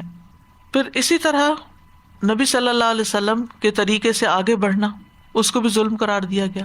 ایک دیہاتی نے نبی صلی اللہ علیہ وسلم سے وضو کے بارے میں پوچھا تو آپ نے اسے 3 مرتبہ آزاد ہو کر دکھائے، فرمایا یہ وضو ہے، جو شخص اس میں اضافہ کرے وہ برا کرتا ہے اور حد سے تجاوز کر کے ظلم کرتا ہے۔ یعنی ہم عام طور پر کسی کو ایک تھپڑ لگانا ظلم شمار کرتے ہیں، لیکن وضو میں 4 دفعہ بازو دھونا جو ہے وہ ظلم نہیں سمجھتے، یہ بھی ظلم ہے۔ قطع رحمی ظلم ہے، اگر ایک سے زائد بیوی ہو انصاف نہ کرے تو وہ بھی ظلم ہے۔ بچوں میں عدل نہ کرنا وہ بھی ظلم ہے۔ کام کروا کے اجرت نہ دینا، یعنی مزدور رکھ کے اس کو مزدوری کا بدلہ نہ دینا، یہ بھی ظلم ہے۔ کسی کا مال ہتھیا لینا، جیسے یتیموں کا مال ہڑپ کر جانا۔ ان الذین یأکلون اموال الیتامی ظلما انما یأکلون فی بطونہم نارا، جو لوگ ظلم سے یتیموں کا مال ہڑپ کر جاتے ہیں وہ حقیقت میں اپنے پیٹ میں آگ بھرتے ہیں، عنقریب وہ جہنم میں داخل ہوں گے۔ اسی طرح بعض اوقات لوگ جانوروں پر ظلم کرتے ہیں۔ ایک عورت کو بلی کی وجہ سے عذاب دیا گیا تھا جس نے اس کو باندھ کے مار دیا، کھانے کو کچھ نہیں دیا۔ پھر اسی طرح یہ ہے کہ چھوٹی چھوٹی چیزیں بھی ظلم ہوتی ہیں، مثلا کسی کی جگہ پہ بیٹھ جانا۔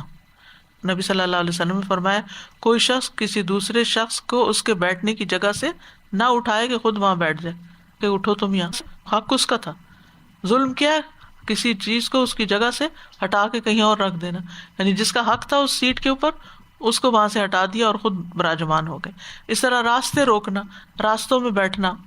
پھر اسی طرح مل کے جب کھانا کھا رہے ہوں تو دوسرے کی اجازت کے بعد دگنا کھانا کھا جانا، جلدی جلدی کھا جانا، اپنی پلیٹ میں زیادہ نکال لینا۔ تو ظلم کرنا دنیا میں بھی نقصان ہوتا ہے، آخرت میں بھی نقصان ہوتا ہے۔ ظلم سے انسان ہدایت سے محروم ہو جاتا ہے، اللہ کی محبت سے محروم ہو جاتا ہے، واللہ لا يحب الظالمین۔ ظلم کی وجہ سے انسان ناکام ہو جاتا، فلاح نہیں پاتا۔ ظالموں کے ساتھ اللہ کا کوئی وعدہ نہیں ہے، ظالم کی اچانک پکڑ ہوتی ہے، قیامت کے دن ناکام و نامراد ہوگا۔ ظلم کے نتیجے میں نیکیاں کام نہیں آئیں گی، کیونکہ جن پہ ظلم کیا ہوگا وہ ساری لے جائیں گے۔ ظلم دردناک عذاب کا سبب ہے. جنت میں داخلے سے پہلے ظلموں کا قصاص لیا جائے گا. رسول اللہ صلی اللہ علیہ وسلم نے فرمایا جب مومنوں کو دوزخ سے نجات مل جائے گی تو انہیں ایک پل پر جو جنت اور دوزخ کے درمیان ہوگا روک لیا جائے گا. وہاں ان کے مظالم کا بدلہ دیا جائے گا جو وہ دنیا میں ایک دوسرے پہ کرتے تھے. پل صراط پار کر آئے ہیں, جنت میں داخلے سے پہلے ذرا اپنی نیکیاں دینا ان کو جن کے اوپر ظلم کیا دنیا میں. جب وہ پاک صاف کیے جائیں گے, مہذب بنا دیے جائیں گے, تو انہیں جنت میں داخلے کی اجازت دی جائے گی. تو کرنے کے کام کیا ہے؟ کرنے کا کام یہ ہے کہ انسان کفر کی حقیقت کو اچھی طرح سمجھے اور اس کی ہر شکل سے بچنے کی پوری کوشش کرے, خصوصاً کفر اکبر, یعنی جس میں اللہ سبحانہ وتعالیٰ یا اس کے رسولوں یا فرشتوں یا آخرت یا تقدیر یا ان چیزوں میں سے کسی کا انکار یا ان میں سے کسی کا شک یا ان کے بارے میں کوئی ایسی بات کہنا کہ جو ان کے شان کے خلاف ہو. تو انسان کو کفر سے بچنا چاہیے, شرک سے بھی بچنا چاہیے. اور بچ انسان تبھی سکتا ہے جب انسان کو پتا ہو کہ کیا کیا چیزیں شرک میں آتی ہیں اور ان کو وہ چھوڑ دے. نفاق سے بھی بچنا چاہیے کیونکہ وہ بھی کفر کی ایک قسم ہو جاتی ہے. اور پھر بعض اوقات ہم یہ کہتے ہیں کہ ہم کام تو وہ کرتے ہیں جو کوئی کفر کرنے والا کرتا ہے, اور پھر بعض کہتے ہیں نہیں الحمدللہ میں تو مسلمان ہوں, میں تو لا الہ الا اللہ پڑھتی ہوں. ٹھیک ہے آپ پڑھتے ہیں, لیکن پھر بھی احتیاط کی ضرورت ہے کہ کوئی ایسی بات منہ سے نہ نکالیں جو آپ کو کفر میں داخل کر دے. ڈرتے رہنا چاہیے. آپ دیکھیے ابراہیم علیہ السلام نے ہجرت کی, کعبہ بنایا, اپنی اولاد کو وہاں بسایا, ساری دنیا سے نکال کے وہاں لے گئے کہ یہاں کوئی شرک نہ ہو. اور جب تعمیر کر لی تو دعا کیا مانگتے ہیں؟ وَجْنُبْنِي وَبَنِيَّ أَن نَعْبُدَ الْأَصْنَامَ, اللہ مجھے اور میری اولاد کو بچانا کہ ہم بتوں کی پوجا کریں. اس وقت کوئی سوچ سکتا تھا؟ یہ تو اب صاف ستھرا گھر ہے, کوئی یہاں مشرک نہیں, کچھ نہیں, اب تو یہ توحید پر ہی ہوں گے. نہیں, آپ کو کیا پتا آگے والی جنریشنز کیا کریں. تو خود بھی اور اپنی اولاد کے لیے بھی اس سے یعنی بچتے رہنا چاہیے. پھر اسی طرح مرتد ہونے سے, یعنی وہ بھی کفر کی ایک قسم ہے کہ آپ مسلمان گھرانے میں پیدا ہوئے ہیں لیکن آپ پلرز آف فیتھ میں سے کسی چیز کا انکار کر دیں. اسی طرح شرک سے بھی بچنا چاہیے. فمن کان یرجو لقاء ربہ فلیعمل عملا صالحا ولا یشرک بعبادۃ ربہ احدا, اور اپنی ساری کوششوں کو آخرت پر مرکوز کر دینا چاہیے. تو اللہ سبحانہ وتعالی ہمیں صحیح معنوں میں توحید پر قائم رہنے کی توفیق دے اور اپنے اعمال کو برباد کرنے سے ہم بچیں. دنیا ایک امتحان کی جگہ ہے اور اس میں ایسے ایسے امتحان آتے ہیں جن کی طرف انسان کی کبھی توجہ بھی نہیں ہوتی, کبھی اس طرف خیال ہی نہیں ہوتا, لیکن اچانک وہ کر بیٹھتا ہے. تو محتاط زندگی بسر کرنے کی ضرورت ہے. ہمیشہ اپنا احتساب کرتے رہنا چاہیے. اور اس کی مثال ایسے ہی ہے کہ جیسے ایک پودا آپ لگاتے ہیں نا, تو اس کے ساتھ گھاس پھوس بھی اگاتی ہے, ویڈز ہوتے ہیں. اگر آپ اس کو نہیں نکالیں تو وہ پودا مضبوط نہیں ہوگا. بالکل اسی طرح جب ہم کوئی صدقہ کرتے ہیں یا ہم کوئی نیکی کا کام کرتے ہیں کوئی بھی, تو اس کے ساتھ کچھ ہمارے نفس کی خرابی آ جاتی ہے, لوگوں کی تعریفیں یا اپریسیشن جو ہوتی ہے وہ بگاڑ پیدا کرتی ہے. تو انسان کی ساری زندگی پھر وہ ویڈز اکھاڑتے اکھاڑتے ہی گزرنی چاہیے. یہ احتساب کا عمل ہے اپنے ساتھ. یعنی بعض اوقات ایسا ہوتا ہے کہ انسان کوئی وسائل اس کو زیادہ مل جائے, مال زیادہ آ جائے یا اور کوئی اتھارٹی مل جائے تو وہ اوور کانفیڈنٹ ہو جاتے ہیں, یعنی بے وجہ کی خود اعتمادی آ جاتی, یہ اس کے لیے ہلاکت خیز بن جاتی. کوئی اتھارٹی مل جائے, کوئی عہدہ مل جائے تو گھمنڈ پیدا ہو جاتا ہے, دولت مل جائے تو ساتھ بخل آ جاتا ہے, کوئی مقبولیت مل جائے تو ساتھ فخر شروع ہو جاتا ہے. انسان اپنے آپ کو بڑی چیز سمجھنا شروع کر دیتا ہے جب لوگوں کی نظروں میں آتا ہے. تو ہر انسان کو چاہیے کہ وہ پھر اپنا احتساب کرتا رہے, یعنی ساتھ ساتھ دیکھتا رہے کہ میں کہیں پھسل تو نہیں رہا. تو اللہ تعالیٰ سے دعا ہے کہ اللہ تعالیٰ ہمیں ہر طرح کے ایسے کام سے بچائے جو اس کی ناراضگی کا سبب ہو. ربنا ظلمنا انفسنا وان لم تغفر لنا وترحمنا لنكونن من الخاسرین. اللهم انی اعوذ بک من الکفر والفقر. اللهم انی اعوذ بک من عذاب القبر لا الہ الا انت. اللهم انی اعوذ بک من الفقر والقلة والذلة واعوذ بک من ان اظلم او اظلم. اللهم انت ربی لا الہ الا انت خلقتنی وانا عبدک وانا علی عہدک ووعدک ما استطعت اعوذ بک من شر ما صنعت.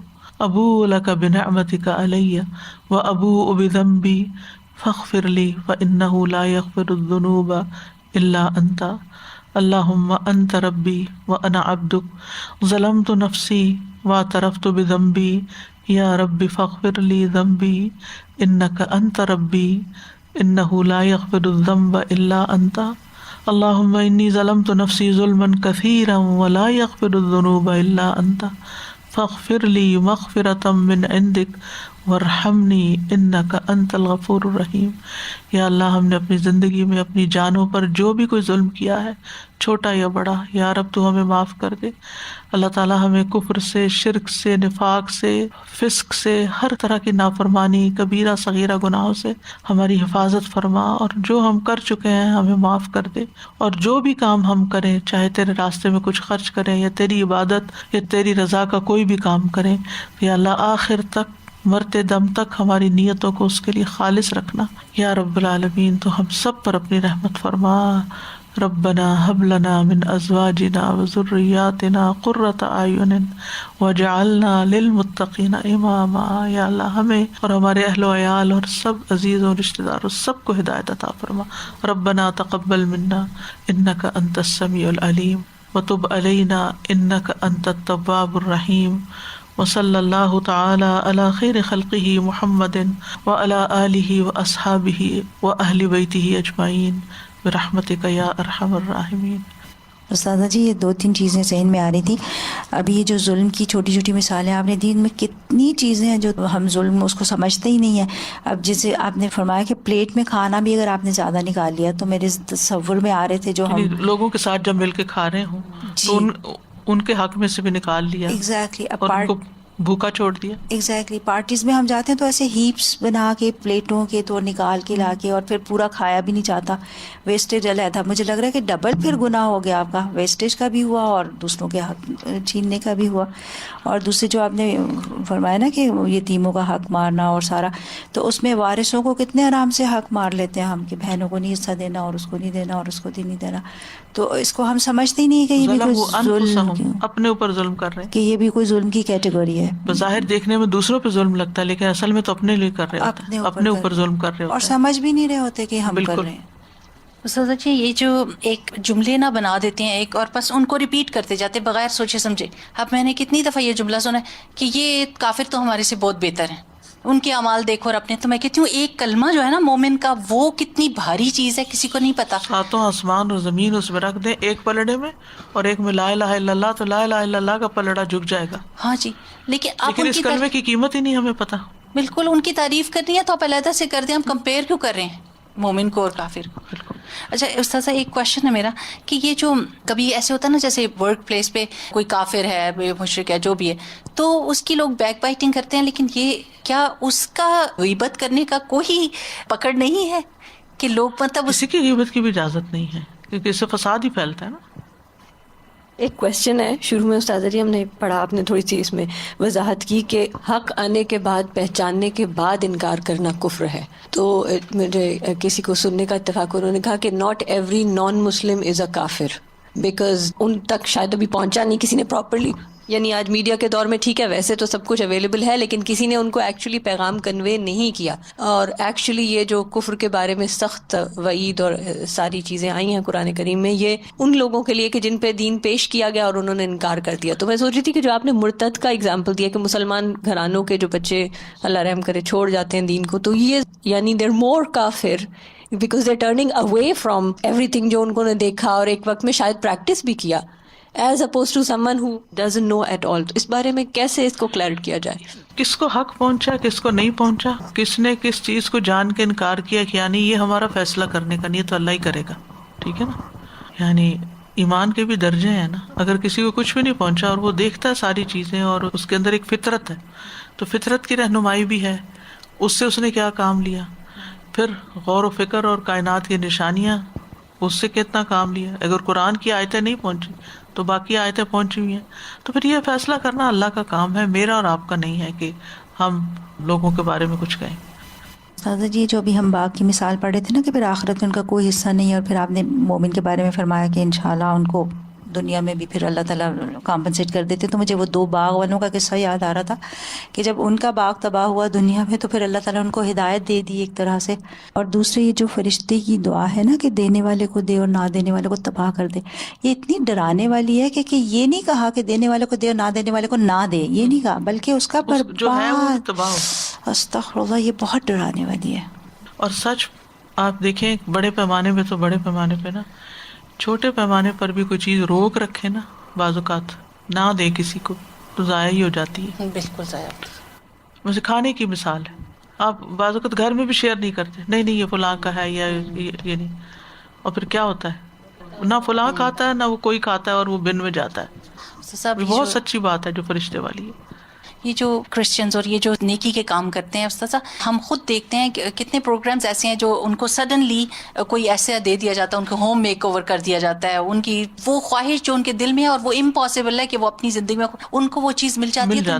تو میں بچوں کو بتا رہی تھی کہ یہ اللہ سبحانہ تعالیٰ کا انصاف ہے کہ یہ آخرت میں انصاف ہے یہ کہ اللہ تعالیٰ ان کا بھی ضائع نہیں کرتا لیکن وہ دنیا میں دے دیتا ہے کیونکہ وہ آخرت پر ایمان ہی نہیں رکھتے. وآخر دعوانا ان الحمد للہ رب العالمین. إن الذين كفروا لن تغني عنهم أموالهم ولا أولادهم من الله شيئا وأولئك أصحاب النار هم فيها خالدون. مثل ما ينفقون في هذه الحياة الدنيا كمثل ريح فيها صر أصابت حرث قوم ظلموا أنفسهم فأهلكته وما ظلمهم الله ولكن أنفسهم يظلمون.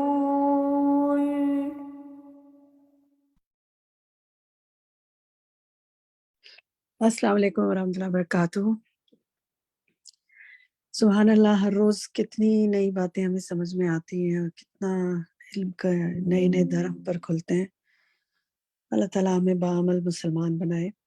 چلیں آج دیکھتے ہیں, ہم آج کے ڈسکشن کے حوالے سے ہم نے کئی چیزیں پڑھی, لیکن سب سے پہلے ہم آپ سے پوچھتے ہیں کہ صدقہ اور انفاق کے حوالے سے جو کچھ آپ نے پڑھا اس کے حوالے سے کچھ مثالیں دیجیے. چیٹ میں بھی آپ لکھ سکتے ہیں. اور روبینہ نواز, آپ کا ہاتھ کھڑا ہوا ہے, آپ بتانا چاہیں گے کہ صدقہ انفاق کے حوالے سے کیا کیا جانا آپ نے آج, کیا ہے صدقہ, کوئی مثالیں بتائیں. جی روبینہ کہیے.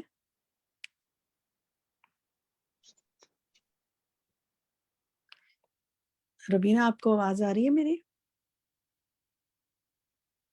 اچھا, شاید ان کے پاس آواز نہیں آ رہی ہے. روحی تسنیم آپ کہیے. جی بس یہ صدقہ ہر طرح کا صدقہ ہوتا ہے, مال بھی صدقہ ہوتا ہے, ہمیں کسی کو ایک مسکراہٹ ایک مشورہ دینا بھی صدقہ ہوتا ہے, کسی کو علم سکھا دینا وہ بھی صدقہ ہوتا ہے, کسی سے ہنس کے بات کر لینا وہ بھی صدقہ ہوتا ہے. بس صدقہ جب دیں ہم تو اس میں دکھاوا نہ ہو, ریاکاری نہ ہو, ان کو اذیت نہ دیں. اوکے, ثانیہ آپ کہیے. میرے پاس چیٹ میں بھی کافی لکھ رہے ہیں ساتھی, چلے میں وہاں سے کچھ بتاتی ہوں. کھانا کھلانا, کسی کو علم دینا, اچھا مشورہ دینا, پانی پلانا, رستے سے کوئی چیز اٹھا دینا, کسی کے لیے رکاوٹ جو ہو رہی ہو, اچھی رائے دینا, مسکرانا, سلام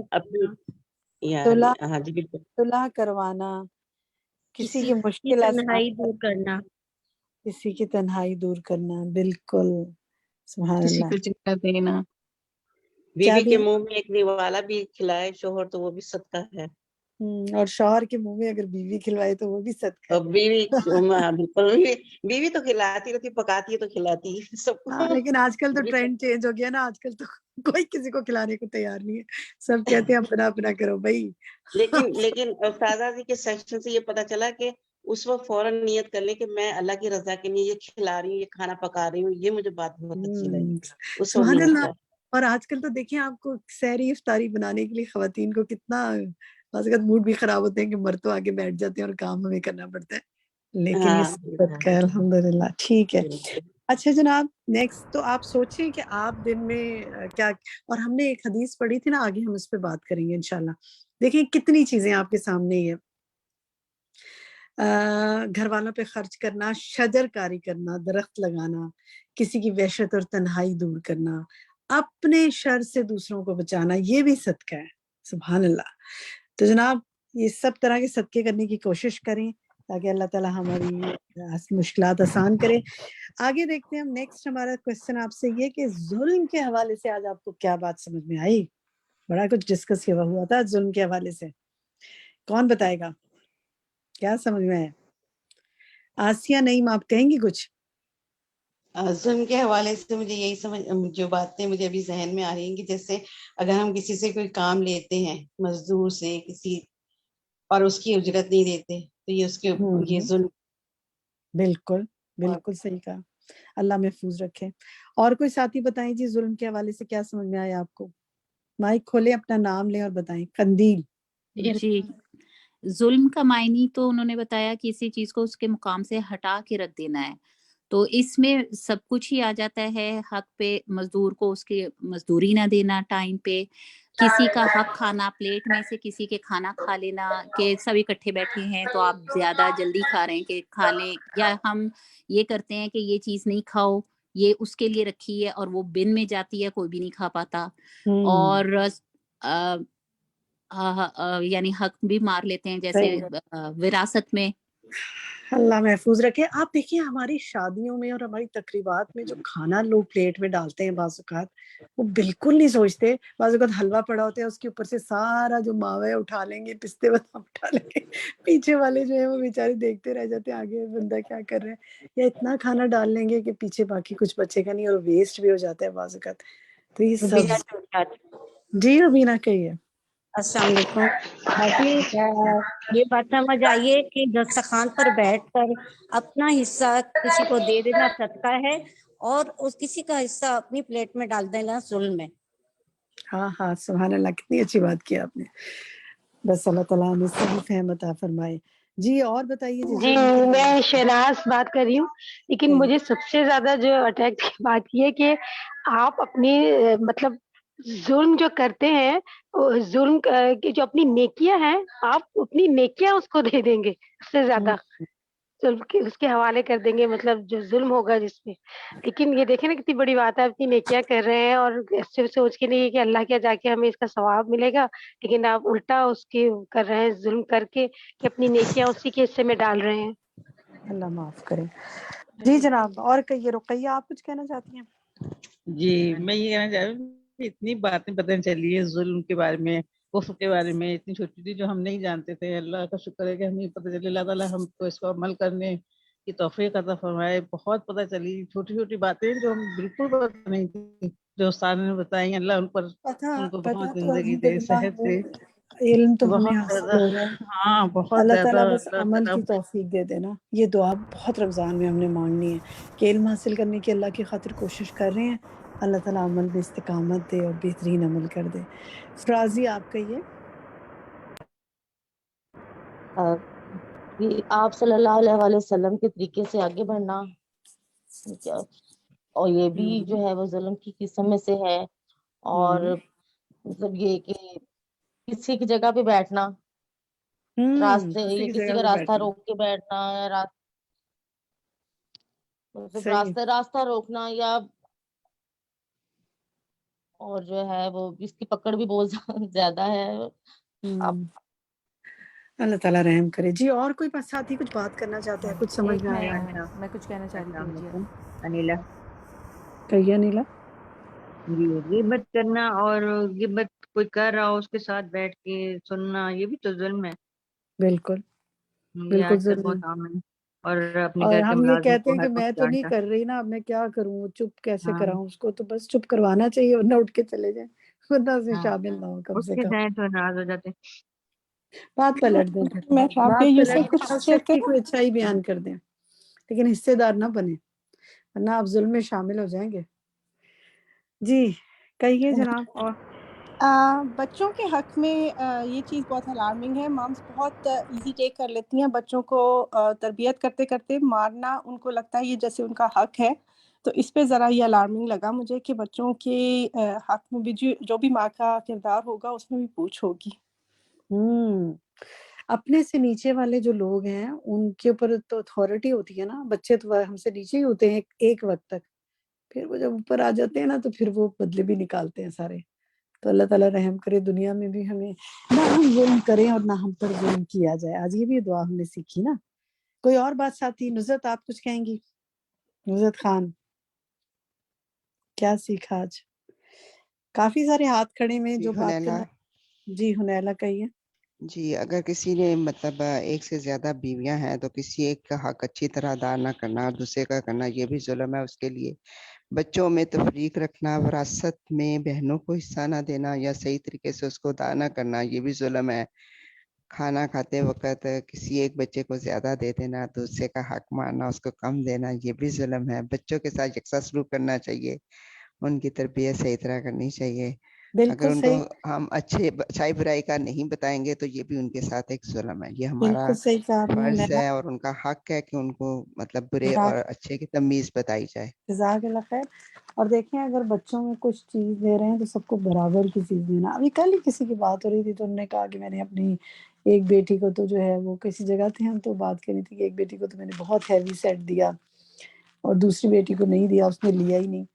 تو اب میں سوچتی ہوں کہ ان کو برابر کر دوں۔ تو زندگی میں جو ہے وہ برابر کی تقسیم کرنی چاہیے۔ وراثت کی تقسیم اور ہے اور زندگی میں دینا اور ہے۔ اور بعض اوقات یہاں کیا ہو جاتا ہے کہ بعض اوقات ہم کہتے ہیں کہ بیٹیوں کا حق ہے ان کو دے دیا، بہوؤں کو نہ دیا، بعض اوقات الٹ ہو جاتا ہے۔ اللہ تعالیٰ ہر طرح کے ظلم سے محفوظ رکھے۔ کوئی بات اور کوئی کہنا چاہے؟ شاہدہ پروین۔ جی السلام علیکم، وعلیکم خالدہ بات کر رہی ہوں۔ السلام۔ جی خالدہ کہیے۔ میم مجھے جو بھی میں سن رہی تھی تو اس میں جب میں نے سنا کہ پل صراط سے گزرنے کے بعد ایک مقام ہوگا جہاں پہ ظلم کو بیلنس کیا جائے گا، یعنی اگر ہم نے کسی پہ ظلم کیا ہوا ہے تو اس کو بیلنس کرنے کے لیے ہماری نیکیوں میں سے دیا جائے گا۔ جب نیکیوں کے پلڑے میں اگر اتنی نیکیاں نہ ہوئیں تو پھر منزل مظلوم پہ کے گناہ ڈال دیے جائیں گے۔ یہ بھی ہے نا حدیث میں ملتا ہے کہ اگر نیکیاں نہ ہوئی تو مظلوم کے گناہ ڈال دیے جائیں گے۔ یہی یعنی تو کہہ رہی ہوں کہ بہت منزل پہ پہنچ کے اللہ نہ کرے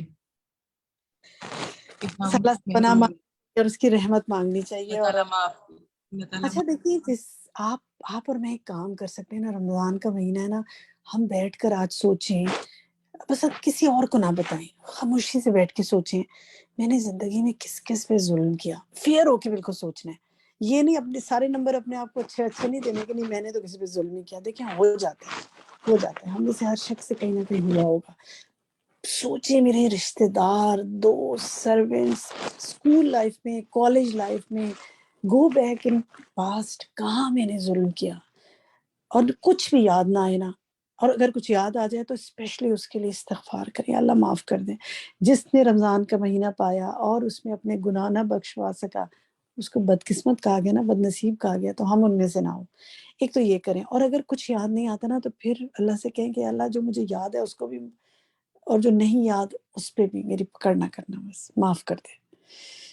تو یہ ضرور کرنا ہے۔ شاہدہ آپ کہیے، کچھ کہنا چاہتی ہیں شاہدہ پروین؟ جی ظلم کے موضوع پہ جب ہمارے آس لوگ جائیداد شاہدہ آپ کا معاملے میں سگنلز کرتے کچھ ہیں، صحیح نہیں ہے، مجھے کچھ سمجھ نہیں بیٹی آ رہی آپ بچوں کی بات۔ کے ساتھ کرتے ہیں مجھے تو شاہدہ آپ کی آواز مجھے سمجھ نہیں آ رہی۔ اچھا جناب، وقت کیونکہ میرے پاس 2 منٹ ہیں اور ہمیں آگے چلنا ہے، ہمیں ہوم ورکس بھی دیکھنے ہیں، کرنے کے کام دیکھیں آج ہم نے کفر کے حوالے سے پڑھا، کفر سے انتہا درجے سے ڈرنا اور بچنا، شرک سے بچنا، آخرت کی کھیتی کے لیے محنت کرنا، جو کہ ہم کر رہے ہیں، پڑھ اسی لیے رہے ہیں نا کہ کچھ حاصل کریں، تو اللہ تعالیٰ برکت کرے آپ کے کاموں میں۔ ہوم ورکس دیکھ لیتے ہیں، یہ آپ کا ترجمہ ہے جو آپ نے یاد کرنا ہے سائد کا۔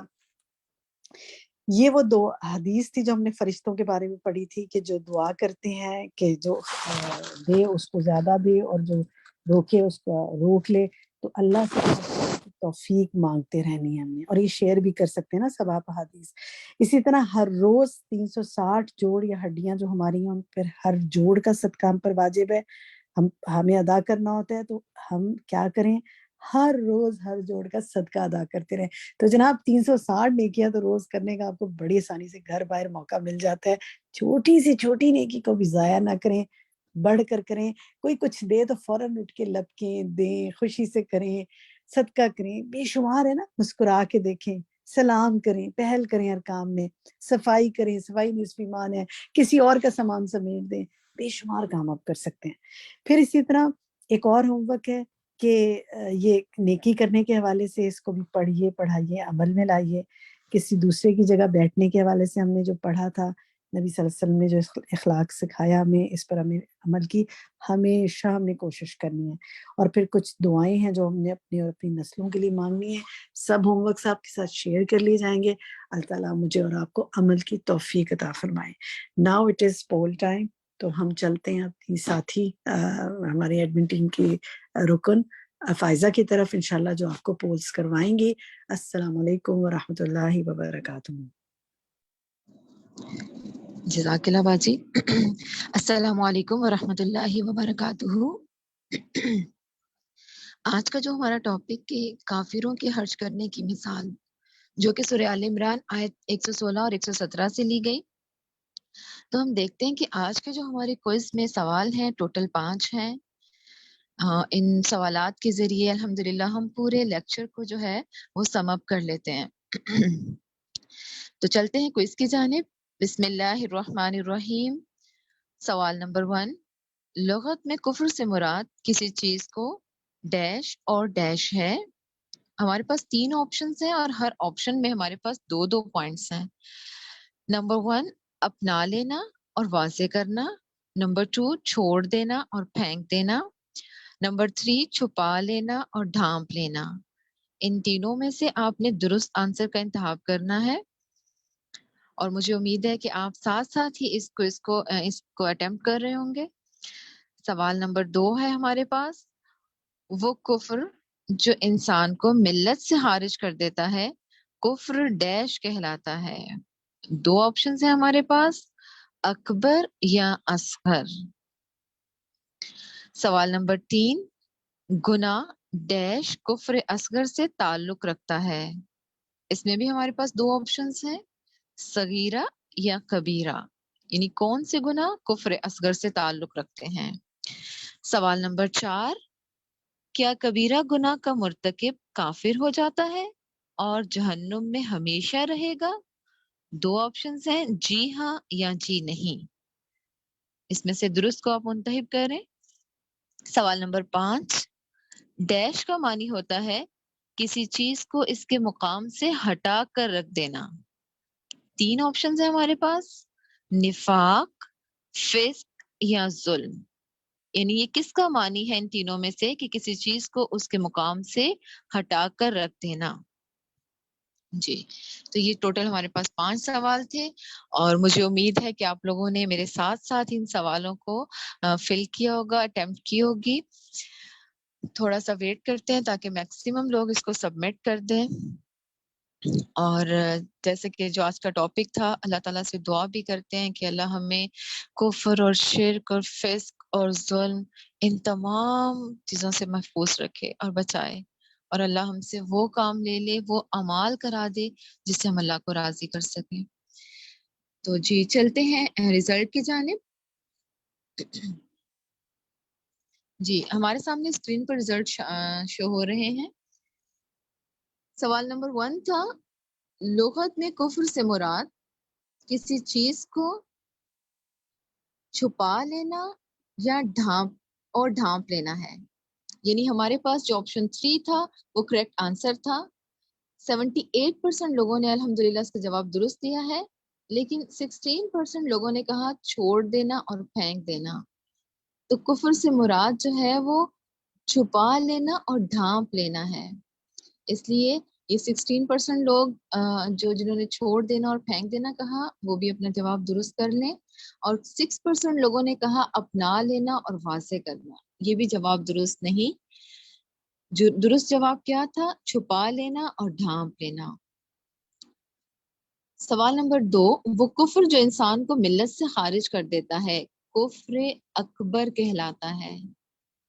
الحمدللہ 91% لوگوں نے اس کا جواب بالکل درست دیا، لیکن 9% لوگوں نے اصغر کہا، تو وہ اس کو درست کر لیں، یہ کفر اکبر ہے۔ سوال نمبر 3، گناہ کبیرہ، صغیرہ نہیں، زیادہ تر لوگوں نے گناہ صغیرہ کہہ دیا، 63% لوگوں نے صغیرہ کہا ہے، جبکہ 37% لوگوں نے کبیرہ۔ تو گناہ کبیرہ کفر اصغر سے تعلق رکھتا ہے۔ میں چاہوں گی کہ آپ لوگ لیکچر کا یہ حصہ یہاں سے ضرور دوبارہ سنیں۔ آئی تھنک آج کچھ نیٹ ورک پرابلم تھا جس کی وجہ سے بہت سے لوگوں کو آواز بھی ٹھیک نہیں جا رہی تھی، تو اس کو آپ لوگ جو ہے دوبارہ سے سنیں کہ یہ ہے گناہ کبیرہ کفر اصغر سے تعلق رکھتا ہے۔ سوال نمبر 4، کیا کبیرہ گناہ کا مرتکب کافر ہو جاتا ہے اور جہنم میں ہمیشہ رہے گا؟ جی ہاں، بہت سے لوگوں نے 52% لوگوں نے جی ہاں کہا، جبکہ اس کا جواب کیا ہے؟ جی نہیں، کبیرہ گناہ کا مرتکب کافر ہو جاتا ہے اور وہ جہنم میں ہمیشہ رہے گا؟ جی نہیں، جہنم سے نکال دیا جائے گا۔ 48% لوگوں نے درست جواب دیا، جبکہ 52% لوگوں نے رانگ آنسر دیا۔ تو پلیز اس کنفیوژن کو دور کر لیں کہ وہ جہنم میں ہمیشہ نہیں رہے گا۔ سوال نمبر 5 تھا ظلم، اس کا صحیح آنسر تھا ظلم کا معنی ہوتا ہے کسی چیز کو اس کے مقام سے ہٹا کر رکھ دینا۔ الحمدللہ 78% لوگوں نے اس کا درست جواب دیا، لیکن 15% لوگوں نے نفاق کہا اور 7% لوگوں نے فسق کہا۔ تو آپ اپنی اس کنفیوژن کو دور کر لیں کہ ظلم کا معنی ہوتا ہے کسی چیز کو اس کے مقام سے ہٹا کر رکھ دینا۔ تو آج کے اس میں بہت سے جوابات ایسے تھے جس میں کنفیوژنز ہیں، تو میں ضرور یہ چاہوں گی کہ آپ لوگ دوبارہ سے اس لیکچر کو سن لیں، کم سے کم اتنے پورشن کو جس میں ہمیں کنفیوژنز ہیں۔ اللہ سبحانہ تعالیٰ ہماری کوششوں کو قبول کرے۔ جی کل ہمارا وقت ختم ہو رہا ہے، کل انشاءاللہ اسی ٹائم پر پاکستان ٹائم پر 3:30 بجے ہم دوبارہ ملیں گے۔ سبحانک اللہم و بحمدک، اشہد ان لا الہ الا انت، استغفرک و اتوب الیک۔ السلام علیکم ورحمۃ اللہ وبرکاتہ۔